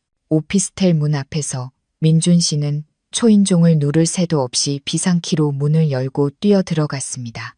그리고 그곳에서 그는 벼락이라도 맞은 듯 얼어붙었습니다. 거실 한복판에서 유라가 낯선 남자의 무릎에 앉아 와인을 마시며 웃고 있었습니다. 집안의 짐들은 이미 이삿짐 상자에 포장되어 있었습니다. 그녀는 떠날 준비를 하고 있었던 것입니다. 유라, 너 지금 뭐 하는 거야? 민준 씨의 목소리는 고통으로 갈라져 나왔습니다. 유라는 놀라 와인 잔을 놓쳤지만 이내 평정을 되찾았습니다. 심지어 경멸하는 표정이었죠. 그녀는 일어나 비싼 실크 잠옷을 매만지며 팔짱을 꼈습니다. 어머, 민준 씨, 오늘은 연락도 없이 웬일이야? 뭐 잘 됐네. 나도 마침 열쇠 돌려주려고 전화하려던 참이었거든. 이 자식은 누구야? 그리고 아이는? 내 뱃속의 아이는 누구 아이냐고. 민준 씨는 유라에게 달려들려 했지만 다른 남자가 일어나 그를 바닥으로 거칠게 밀쳐냈습니다. 무슨 아이? 당신 제정신이야. 유라는 비웃었습니다. 의사가 당신 불임이라며. 잊었어. 내가 임신했다고 한 건 당신이 그 늙은 마누라랑 빨리 이혼하고 나한테 돈이나 갖다 바치게 하려고 그런 거지. 그런데 듣자니 당신 회사에서 잘렸다며? 전처한테 집이랑 돈도 다 뺏기고 내가 불임인데다 빈털터리인 당신 곁에 남을 만큼 멍청해 보여? 민준 씨는 바닥에 누워 쓰라린 눈물을 흘렸습니다. 난 너한테 모든 걸 줬어. 내 아내를 배신하고 그녀의 돈을 훔쳐서 내 가게까지 차려줬는데 내가 어떻게 나한테 이럴 수 있어? 당신은 나한테 돈을 줬고 나는 당신한테 성공한 남자라는 기분을 느끼게 해줬잖아. 그럼 셈친 거지. 유라는 민준 씨가 사준 명품 가방을 어깨에 매며 말했습니다. 이제 그만 가봐. 이 집도 계약 끝났어. 나는 내 진짜 애인이랑 우리 진짜 아이랑 다른 도시로 가서 살 거야. 잘 가, 이 멍청아. 그녀는 남자와 함께 가방을 들고 문을 나섰습니다. 민준 씨는 단 한 번도 돌아보지 않았죠. 복도에서 저와 민우를 지나칠 때 그녀는 잠시 주춤했지만 이내 당당하게 걸어갔습니다. 저는 방 안을 들여다보았습니다. 민준 씨가 바닥에 엎드려 자신의 다리를 붙잡고 아이처럼 흐느끼고 있었습니다. 배신의 대가는 실로 혹독했습니다. 그는 아내와 동생, 직업을 잃었고 이제는 사랑과 아이에 대한 환상마저 잃었습니다. 민우가 안으로 들어가려 했지만 제가 막았습니다. 그냥 둬, 민우야. 저 사람을 저 고독 속에 내버려 두는 게 가장 큰 벌일 거야. 우리는 등을 돌렸습니다. 텅 빈 집에서 흘러나오는 민준 씨의 울음소리가 등 뒤로 아련하게 들려왔습니다. 지난 8년간 그는 자신과 어머니가 만든 연극 속에서 살았습니다. 그리고 결국 그 연극에 잡아먹히고 말았습니다. 저는 복도의 상쾌한 공기를 깊이 들이마셨습니다. 모든 분노가 사라지는 기분이었습니다. 이제 제 마음에는 평온함과 저를 기다리는 드넓은 미래만이 남아 있었습니다. 밖의 햇살은 여전히 눈부셨고 제 인생은 오늘부터가 진짜 시작이었습니다. 오늘 이야기는 우리에게 진정한 선의와 희생은 결코 헛되지 않는다는 교훈을 줍니다. 때로는 믿었던 사람에게 끔찍한 배신을 당할 수도 있지만 우리가 심은 선의의 씨앗은 예상치 못한 곳에서 자라나 결국 정이라는 열매로 돌아올 수 있다는 것을 보여줍니다. 또한 탐욕과 기만은 결국 자기 자신을 파멸로 이끄는 가장 무서운 독이라는 사실을 다시 한번 깨닫게 합니다.